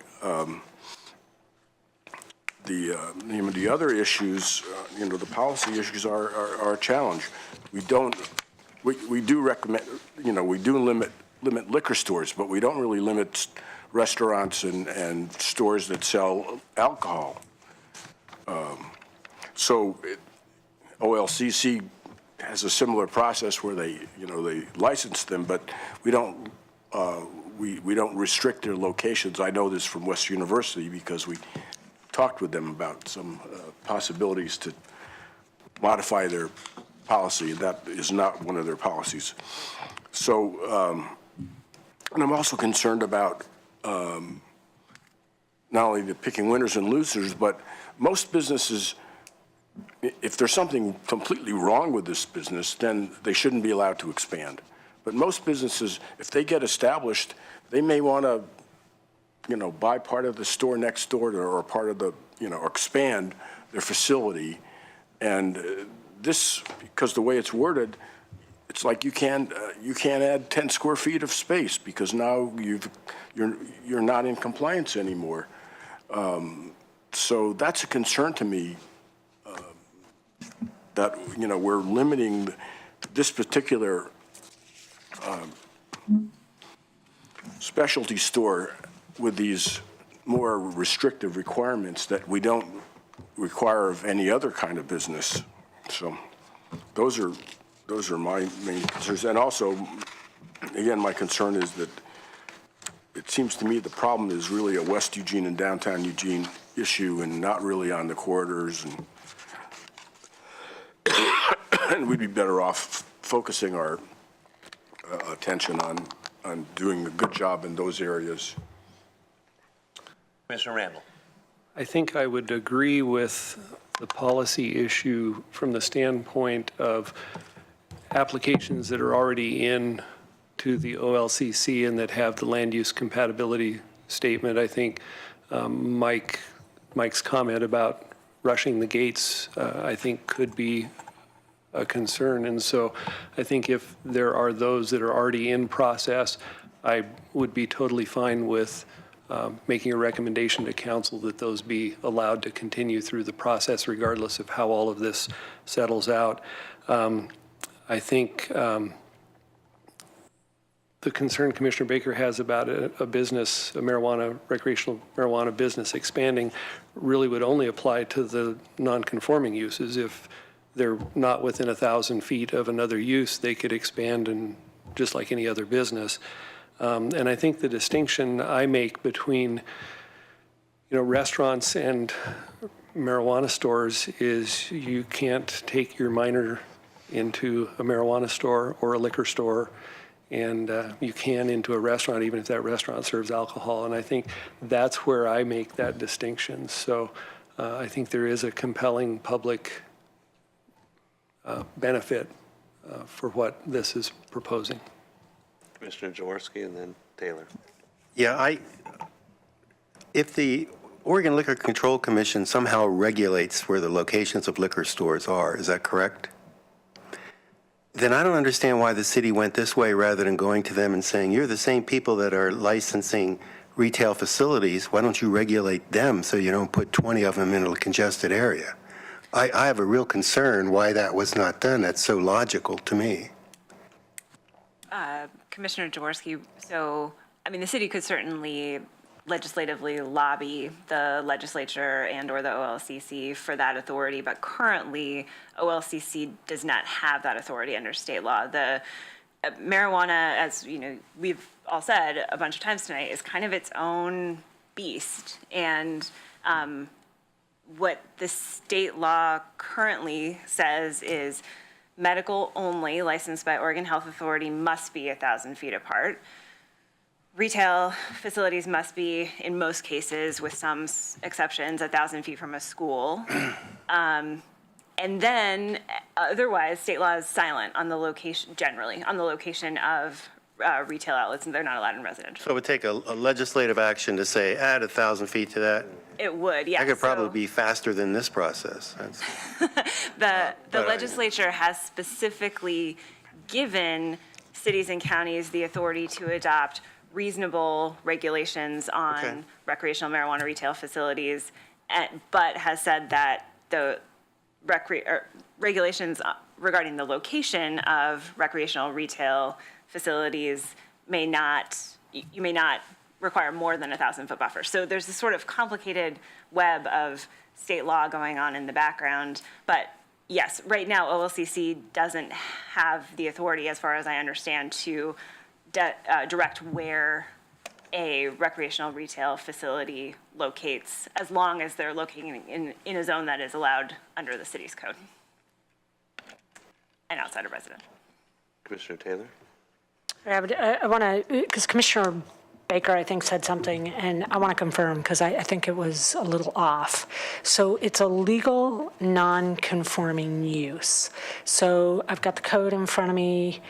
It's really regulating how long that use, if it was to discontinue, another use of the same use could go in within 360 days and maintain that legal non-conforming status. 365 days. 365. It would help if I actually read it, right? It's not a legal non-conforming structure. So the structure could be upgraded. And my clarify. And you could actually, I'm not going to think about state right now because I don't know those state regulations. You could expand the structure because the structure is not legal nonconforming, the use is. Or would you be expanding the use because it's silent here? So I think just to clarify, so for legal nonconforming structure, that would be a case like in residential where your interior yard setback is, you're 3 feet away from the property line instead of 5. So Yeah. You can modify things to make them more compliant. When we're talking about uses, the code talks about that you can't intensify a legal nonconforming That's what you use. said. And so we probably need to do more research to see if expansions, you have all these different case-by-case scenarios. Right. You're within 1,000 feet on one half of your lot, you could expand away from the 1,000 feet, or, so we probably some scenarios we could get more clarity on before it proceeds to city council. Yeah, that answers my question. So in essence, really what Commissioner Baker was talking about really kind of is a problem. I mean, obviously we need to further clarify it. Well, that was the other part I wanted to clarify, was that there could be significant remodels of the structure. So even if the use stopped for 6 months during a significant remodel, or if there was a fire and the building was rebuilt within those 365 days, it would maintain its legal nonconforming status. So really, I can't imagine a situation other than the choice of the property owner or business owner that it would go away. They could do upgrades and keep it going. Okay. Okay. And Commissioner Taylor, I know you said that state law aside, but I would just point out that the license is specific to a footprint. It is. Okay. Yeah. And so Okay. So they'd have to go through a different there process. would need to be some liaising with the state, and I'm not sure exactly what that looks I like. see. but- So let's say, I'm going to go down this rabbit hole, not very far, is let's say that we did allow some kind of expansion. Really, the state, they would have to update their license, but in that case, they could still get a certificate if it was allowed at the city level. I just want some level of consistency with the state so that we're not saying, yeah, you can, I want to be thoughtful if we are going to do this to make sure that's coordinated to some degree. It sounds like maybe there's some more information that staff can be collecting before we come back to council based on Okay. the Planning Commission's questions. But your questions have been helpful. I think we can do a little more digging. Okay, so at this point, Thank you. I think we could run around this all the evening. I am comfortable with making a motion to approve the code, the land use zone change, or what are we calling it? So you would be making a motion to recommend approval of the proposed code amendments? Recommend approval of the code amendment. And does staff believe that they've captured the issues, or let me put it this way. I move to approve the land use code amendment. And at this point, I would ask if there's any, if that's approved, what other recommendations staff would have to put, or commission would have to put forward with, along with that recommendation. Well, again, I would ask for a friendly amendment to deal with the 1,000 feet so it doesn't cross a freeway or a railroad track. So it's actually useful distance, because I've done that before on other cases. So, and I think you probably have some language in the code for that now on one of these other issues, so. We, as far as I know, working with the code quite a while, we don't have any other regulations that modify a standard based on location with railroad tracks or freeway. The state, for the 1,000-foot separation between recreational retail marijuana and schools, in the state legislature, there was some language that would allow an exception for that, but that's not in our land use code. I think what Commissioner Baker is referring to is on the transportation system development charge incentives. There was an area out, Highway 99, where they were saying if it's close enough to a transit, if it was within 500 feet of a transit, they would get an SDC thing, but that 1,000 feet of a transit wasn't, you had to go 2 miles to get to it because you had to go around either a river or a railroad track. So that was. Or a freeway. Yeah. So I don't know how we would address that with this. But we could just suggest that they take some similar language from that and put it in here. Okay, that's one option. Anybody else want to speak to? I think I would offer the concern that we had for those applications that are already in process, both with I guess the way I would recommend it would be if they've already received their land use compatibility statement and have applied at the OLCC. Those would be the two conditions I would put on that.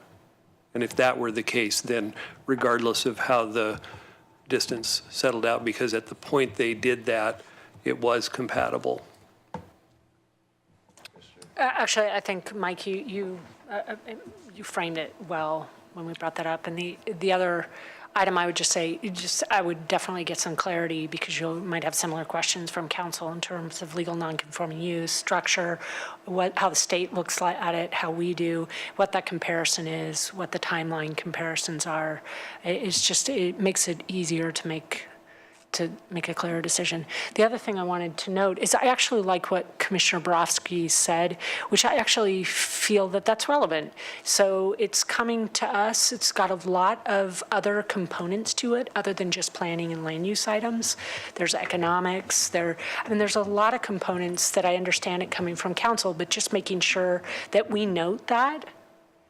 And I liked how you said that I really think that they need to take that holistic representation because they're representing wards. We're at large. We have a particular focus. So for them to be able to step out and look at it contextually and recognize that there are those potential impacts and that we're leaving that to them. Commissioner Jaworski.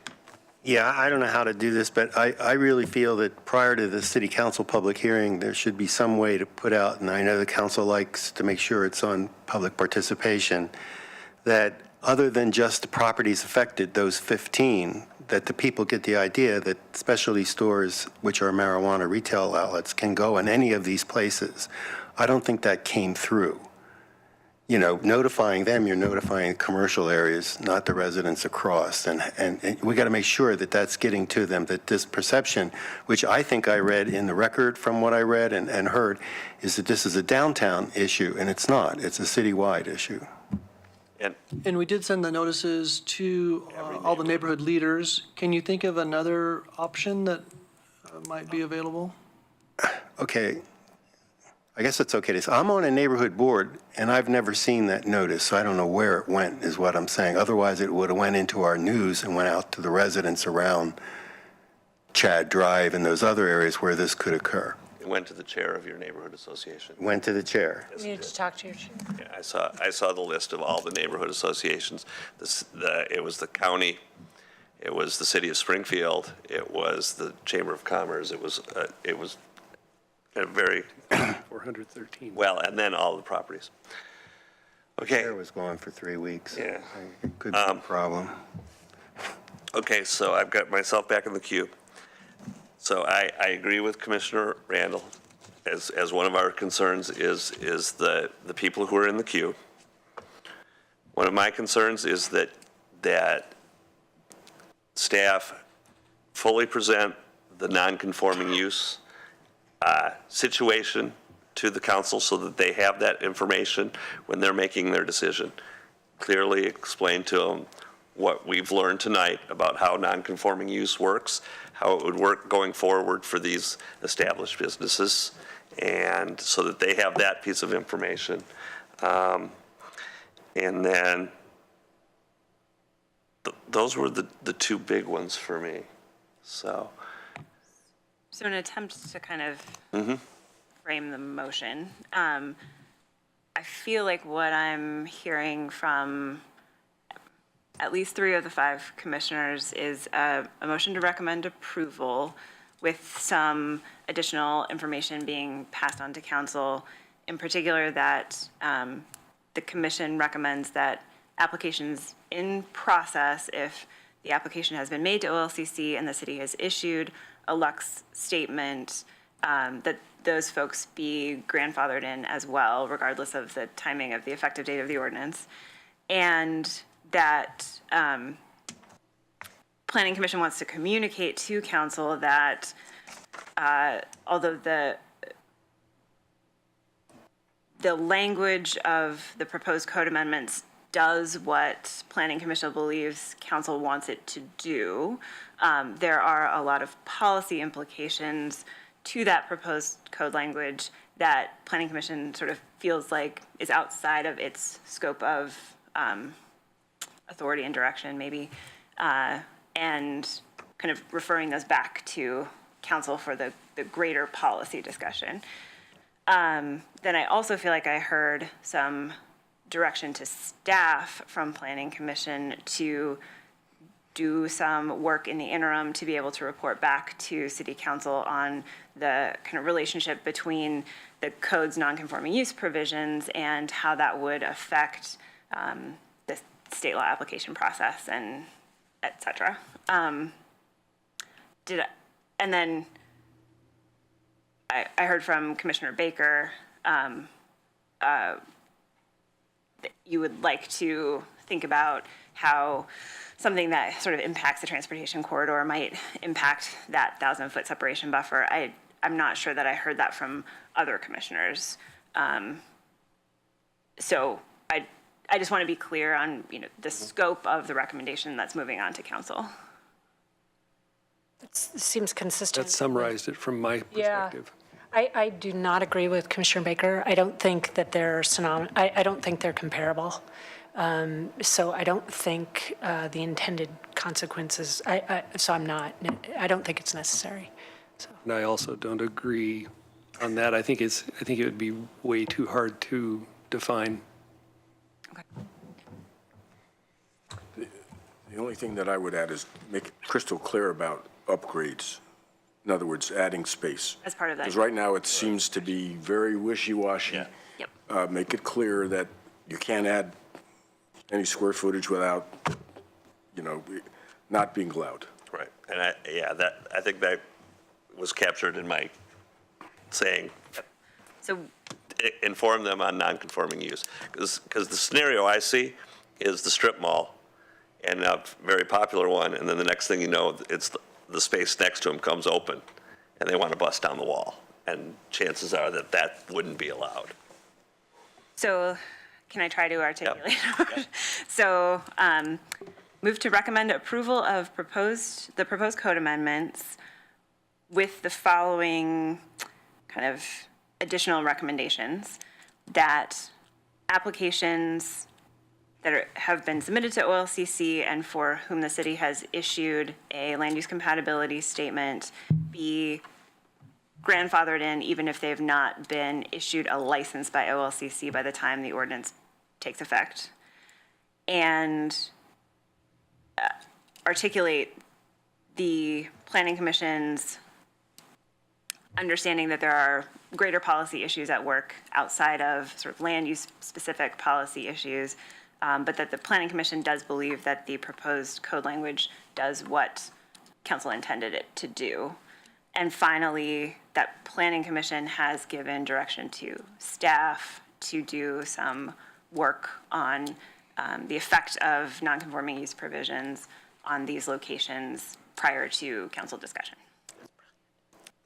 That captures my intent. So I would move the motion as read by our esteemed colleague. Can you read it one more time? I would second that. There's a motion and a second. Is there any more discussion? Well, I made an amendment. If it's not going to be seconded, then we. Okay. No one if someone seconds it, then we'll vote on it. Otherwise. Right. Is there a second for the amendment from Commissioner Baker? Which was? The 1,000-foot, if The there's a freeways and railroad railroads. track or a River river or a freeway.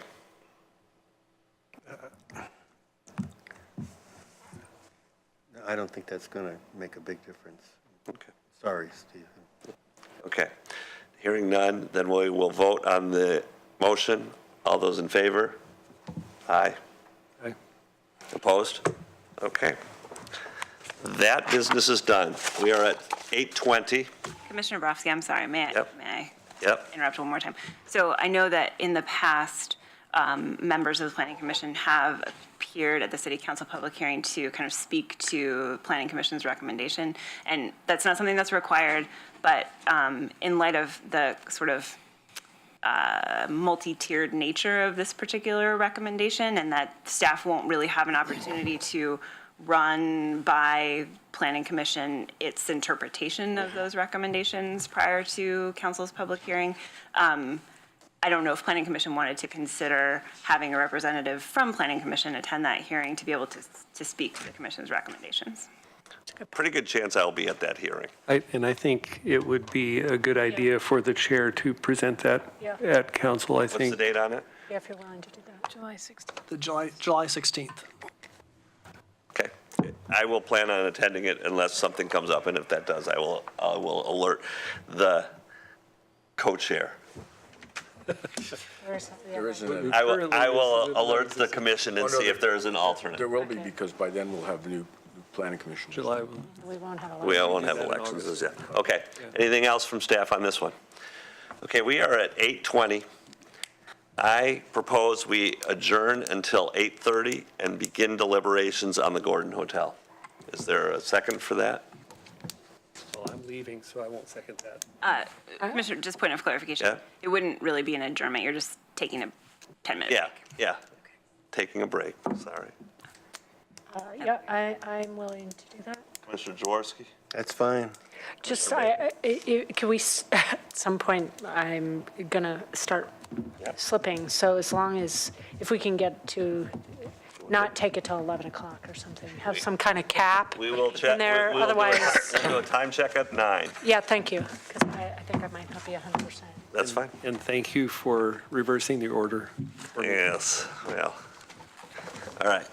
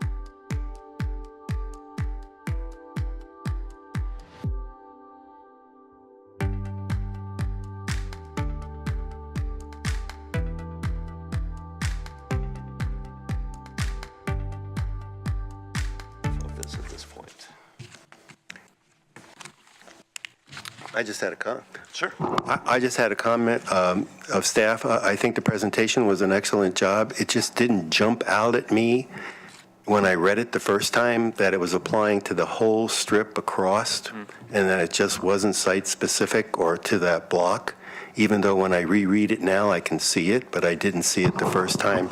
So that particular graph and presentation was excellent. Thank you. Thank you. I just wanted to provide comment that I appreciate that staff paused and considered the whole corridor within that section, and also considered the step process. So I appreciate that that's what's in front of us rather than one property. I too agree with the idea of looking at it as the whole area. I do think that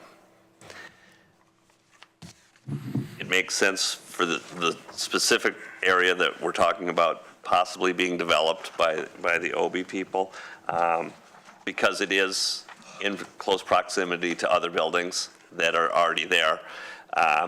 You know, the concern is when you move down the corridor to Lawrence, and there's a subway across from you that is 35 feet, and you go up to the 530. The first person that builds that building on the north side it's gonna seem out of scale. Now, that's not up to me whether or not that should be allowed or not allowed. It still would have been allowed to be 500 feet above elevation. So I don't think it's a huge difference as to what's allowed and what's not. And I think it is appropriate to keep it consistent with the whole corridor. I'm just thinking that whoever decides to build that one across from, say, the subway by the bridge is going to be in for it if he decides to go to 500 feet. That's just a Commissioner Baker. And my concern is that I expect transitions to be somewhere in between. Mm-hmm. So, and the way the wording is currently listed, this is almost the same as C2 without the 18-foot. So I'm a little concerned that it's really not providing in other words, something in between, although it's the north blocks still, but it seems to me that it could have been another 10 feet lower, and I think they could still have built their building, and because you're applying it this whole stretch. That's my concern in that regard. Now, obviously, that isn't as important in the C3 area in the middle, but we got C2 areas on either side of Willamette. I mean, C3 area essentially around Willamette Street, and the other areas that are theoretically lower density are away from Willamette. We did look at the idea of changing this transition height based on whether you were in the C2 or C3 zoning. What ended up kind of being the recommendation for to go forward with the single measure was when we started considering that additional 18 feet of height, and the reality that almost any building that's built to that height is going to have some additional something on the roof, which effectively lowers the building height. And so it seemed like a simpler addition to the code, and that is going to work out to approximately a compromise, but that's something that could be adjusted. Okay. I don't want to repeat exactly what you presented, Will. And once again, I actually think your presentation in terms of view corridor, sheds, some of the concerns that were originally adopted when the code was adopted, I think you've demonstrated that concern is still being validated in this, and there's also context change, obviously, since the time it was originally adopted, including, the canopy of trees, et cetera, growth of trees. So I really appreciate that analysis. I think you did that well. The other thing is I do like this in terms of consistency with Envision Eugene. I think it meets some of our pillars within Envision Eugene, intensifying, having a more dense use in terms of allowing us to increase our housing inventory as well as commercial inventory along these key corridors. So basically, I'm in support of it. I think the thoughtfulness you put into it, I appreciate it. The other thing that I think is important is, if you look in the code as to the mission of the Planning Commission, I don't have it right at the top of my head, but it's increase housing for all income levels. It's to increase economic prosperity. Those are the charge goals that we have written into the Eugene City Code, and I think that this project and this code amendment is exactly what we're put in position to do. Look at the code, find out if it's putting barriers into moving those goals forward. And I think that with that being said, I think that it is absolutely appropriate to move the Skinner Butte height limitation amendment forward to the City Council for a public hearing and action. Would somebody care to make that motion? You just said it. Would somebody care to second that motion? I'll second it. And just to clarify, you're moving to recommend approval of the proposed Skinner Butte height limitation ordinance? Yes. All right, any other discussion? Commissioner Jaworski. Well, I would just suggest that. No, she was the second. She seconded everything you're up today. there. Just I did? Yes, you did. first and second. I would suggest, although I appreciated the view stuff, I thought it would have been more useful to look on, not on Willamette, but on the streets on either side to see what the impact would be better. And also not viewing from between 8th and 9th, but between, closer to that area. In other words, not viewing almost 3 blocks away, but because obviously if something's high in the distance, you don't notice it as much as it's closer. So, and particularly on Pearl, I think, and on, Charlton. So I would suggest that you add some additional photos and for the city council on that area, so that if there are some concerns from the public demonstrated that are at the public hearing there, that at least you have some information to show that either it is or isn't an issue.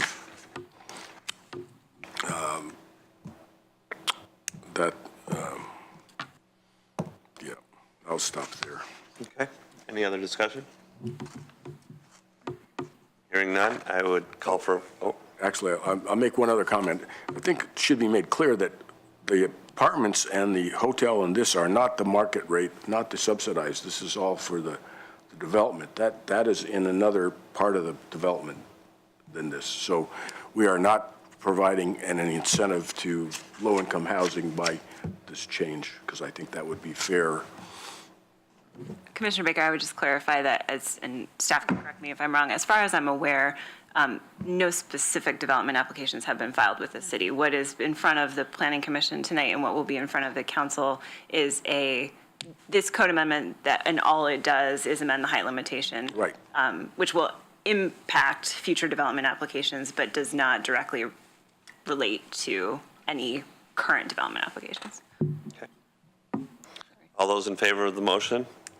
Aye. Opposed? Okay, next we'll move on to the Gordon Sign Hotel Ordinance. This is a site-specific code amendment relating directly to the sign code on this particular property. I'll open up for discussion. I'm sorry, can I Yes. just jump in one more time? Semantics. So technically, this is not a code amendment. This is an uncodified ordinance, so it will sit out kind of alone. It doesn't change the wording of the code itself. It has the same legal effect as a code amendment, but it will be kept separately from the code. And so I just wanted to clarify that for the Planning Commission. Thank you. Commissioner Baker? Yeah, I have issues with this because I mean, in fact, one of the letters that I read that was just submitted today even mentions it. You know, the code is supposed to provide uniformity. In other words, no special treatment for someone or the other. And this sign ordinance looks to me like special treatment. Also, I have an issue because this is not like the White Stag sign, which is on the National Historic Register and was, I don't know, built in 1890 or whatever. You know, this is a sign that's going to be designed and built, you know, in 2019.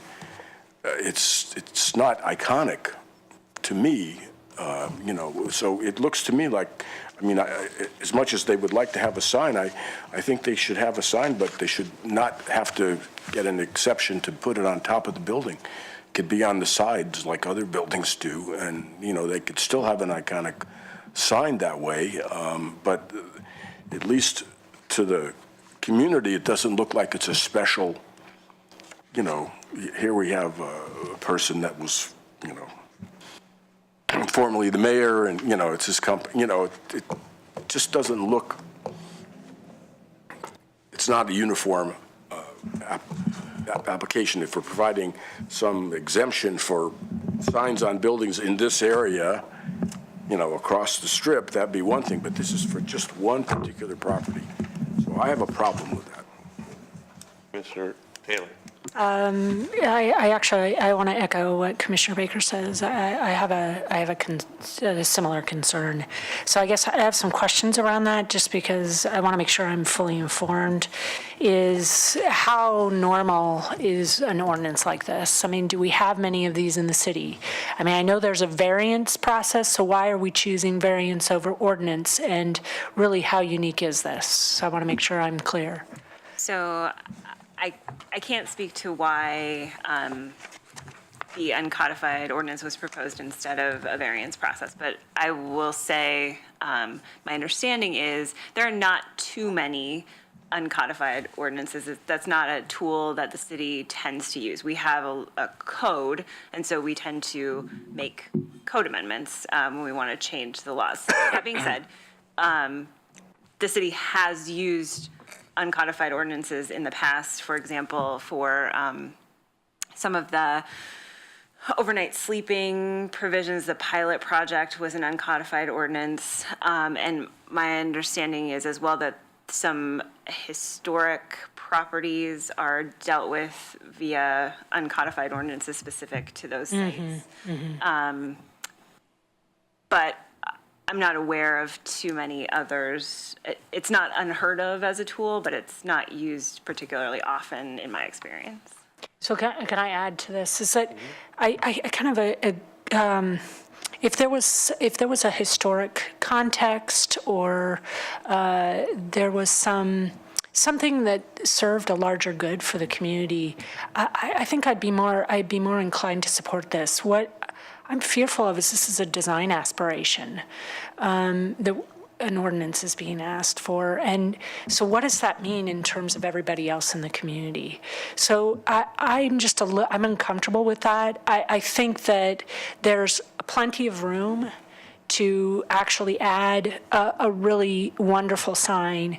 I do hear the cost impact. I mean, I understand that. I just guess I'm not really in a position at an at-large member to look at the cost implications of one individual and their particular design without really understanding how this is going to serve the community at large. Or there's some kind of special, like it once was the Gordon Hotel at some point in history, and it was ripped down, and we're gonna revive that even though it's been an empty site. So yeah. I don't want to be redundant, but I sort of feel the same way as the other commissioners have spoken. I think with the additional 30 feet in height granted to the builder and with the existing code that's out there for signs, they can do something significant and useful within that area without having a special sign set aside for them to permit to do whatever it is that they wanted to do specifically. Just saw a draft of it anyway. So I'm not going to be supportive of this. I'll put that out. That I just don't feel it is needed, and the additional 30 feet should be more than adequate. And I also asked, and I got a response to, how many of these types of signs are on the roofs of the taller buildings, and there aren't. And I don't want to set a precedent in this city so that when you look up there, that's all you see, or it just stands out like an Eiffel Tower thing. I don't think that that's what the city needs. Plus, when I read most of the comments received and submitted, and the people who took the time to write extensively, they seem to be leaning in that same direction. They didn't necessarily oppose the building height per se, but they did really speak toward that sign. Thank you for noting that. I'm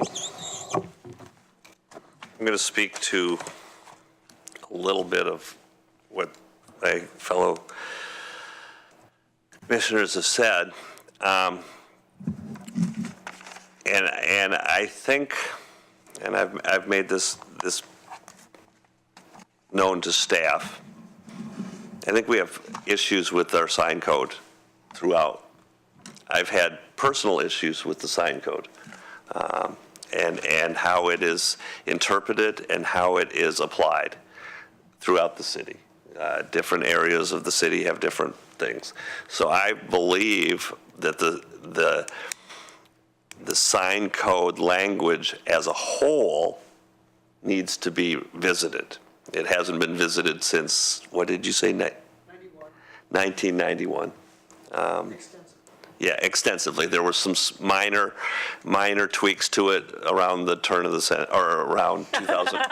Well, turn of this century, 2001. I think was the last time that there was. 3 years ago, there was that had to do with freedom of speech and lawn signs. Signboards. So, for me, that's the issue that I would like to see come out of this. I personally don't have a problem with this particular ordinance because I see the good that could come out of it. In my opinion, I like the sign. I'll just put it out there. I like the sign, and I wouldn't. I do too. And I wouldn't have a problem with it. I do have a problem with the way that we have to deal with this. The fact that as an individual developer needs to come to the city council to initiate something that might be better fixed through a full-on sign code deep dig. That being said,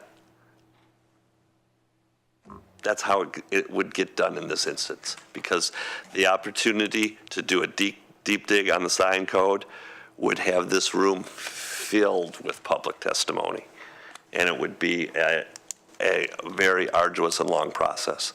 So the way that this particular developer is moving forward may not be the best way, but I think it is the way that it happens in Eugene right now.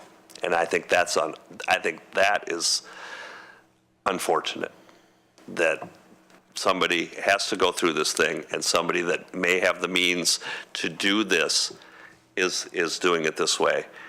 But I wouldn't shoot it down because he's chosen this path. I have one more comment. Yep. And my other concern too is we have a riverfront district that's directly adjacent, and I'm concerned a little bit about, what we do here and what that means for what would be allowed in that district. Or, you set an expectation that you can get some special code language, not even not code language, unspecified, whatever you call it. That district is going to have its own problems. We don't need to make it more complicated by giving an expectation that some developer can come in and sort of write whatever rules they want, and it might be expected to be approved. So I'm a little concerned about the crossover, because that's an area that you want to develop. There's plenty of room for hotels and apartments there. You know, so there's, you know, I'll stop there. Mr. Jaworski. Yeah, just to get the discussion going, I would move that the Planning Commission recommend to the City Council to not approve the proposed land use code changes contained in a draft April 27th, 2018, related to the Gordon Hotel sign. A second. Okay, further discussion? I'll put myself in the queue. I just have a question for this. So if we move that recommendation forward not to approve it, it still goes to City Council for another public hearing and another decision process. That's just our recommendation. That's correct. Planning Commission, or I'm sorry, City Council will still hold its public hearings. City Council still has the authority to adopt or not adopt or amend the proposed ordinance. They are not bound by the Planning Commission's recommendation. It's just advisory. Okay. And then the other question that I would have, would there be the opportunity on this motion to add recommendations such as we did on the last one? Yes, you could ask the motion maker in the second if they would be amenable to amending the motion to add recommendations, or I think you could make a separate motion specific to additional recommendations. Okay. Once the discussion Right. is on this motion. Right. Okay. Other discussion? Well, only that I think we should just, I don't think we really need to attach additional information with this one, from my point of view, unless others feel differently. But I think, you know, City Council can do whatever it wants, so. And there probably will be a lot more public testimony in front of the City Council than there was here tonight, so. Okay, so the reason I asked that question was because for me, I think that getting my concerns about the sign code in general would be something that I would like City Council to hear. Whether that comes from the Planning Commission or not is I can put that out there, and I could make a motion on that, and if it gets a second, similar to what Commissioner Baker did on the other one, that would be fine. The other thing that I would hope that the maker of the motion would have more than just, we don't approve of this. We don't approve of this, and this is why, would be what I would hope that we could convey to when we're making a recommendation to the City Council. I think, sorry, I think, Alyssa, I've been watching staff. I mean, I know in the past, they've done a good job of presenting kind of a general idea of what the discussion was, and I'll just double check with that. Also, we could have a planning commissioner, you could go, it's at the same hearing. It sounds like it's still on the 16th. You could do a triple whammy. Mm-hmm. Just to let you know, if this motion goes through, I'm willing to discuss and second what you want to talk about later. Yeah, I guess, so. And I have no problem with that either. I just didn't think it should be tied to this specific. And I can leave that alone. I guess the quandary that I'm in is, as the chair and as the bylaws that are written, if I'm voting against this motion and I go up there and I say, you know, I represent the commission's view, which I would, but I guess what I need is the commission's view, because that is not going to be my view. And so for you people to articulate the reason why you would be voting this way is going to help me to be able to convey the commission's view. what I hear now, right now, is some things, but they're not concrete and they're not written. You know, I heard Commissioner Taylor say that she thinks it's citywide. I heard him saying that it's, so if you could help me to articulate that, so when I get up there, I can articulate the commission's views. You don't have to speak as the chair of the planning commission. You can speak as an individual. No, the bylaws don't allow me to do that.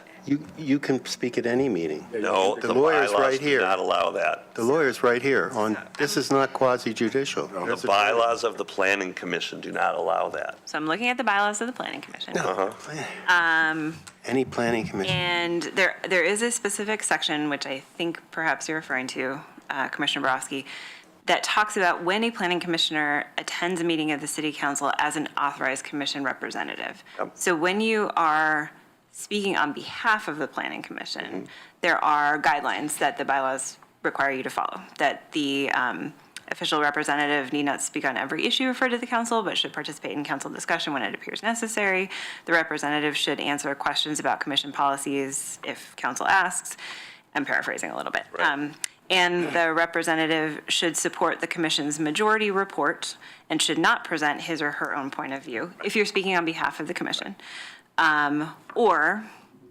So his or her own point of view or the point of view of the minority unless specifically asked about it by the city council. So that is true if you are appearing on behalf of the planning commission, if you are purporting to speak on behalf of the commission. And that's what I'm saying. That's why I'm asking for clarity from the commission, because I'm going to be sitting up there talking on the first one, and I'm going to be sitting up there talking on the second one. And so I would have a little clarity from the commission. So two things that I think that I'm hearing, if I may. One is that I think I heard Commissioner Jaworski offer to testify as to this motion as the motion maker, and he may be in a better position as the motion maker. No, I did not do that. Oh, I'm sorry. No, He's willing to second his motion. And for the Oh, chair, good point. for the, That's all right. Never mind. in that particular paragraph you read, for the chair to represent the planning commission, it's usually a vote of the commission to go and represent them. If we do not vote, there's nothing that restricts him as an individual to go up there and testify. That's all I said. I agree. Okay. And I understood that. But I also, Sorry, I let us down. I also understood somebody saying that you'll be at that commission and you can represent the views of the committee. Because I think that's important, that the views of the committee, that it's more than just a vote, that as it stands now, your motion says we do not recommend it, and that's it. That's all your motion said. Our prior motion on the 1,000 only said that too. No, we had conditions. We had conditions. Why don't we I'm ask saying staff? if you want to add a condition, you can. She's taking some notes, so. I will say that it is standard form that regardless, if you recommend approval or you recommend denial or you recommend whatever, we do capture Capture your that. Okay. conversation and put the why in there Okay. on that part. So we often go back and listen to the tape to make sure that we've gotten it right as well. Okay. And that's what I meant. Yeah. They're not I've never seen any report where they just say planning commission says. I don't think that would be very satisfactory to the city No. council if we just wrote that they recommended denial. Okay. Other discussion on the motion? Okay. All those in favor of the motion? Opposed? Okay. Would you like to bring up your other issue that you wanted to talk about as a potential condition to send? I'll do that at the public hearing, Okay. at the public forum. I don't know. No, that's just an ongoing thing that we can talk about as a commission, as a whole. Maybe in the future when there's more bandwidth to dive into that one. Yeah, I thought it sounded really good, John. It is very good. Second that. Anything else from staff before we move on? We are at we've got 15 seconds before our time check. Thank you. That's it? We're done? Meeting adjourned. Thank you, folks. Thank you.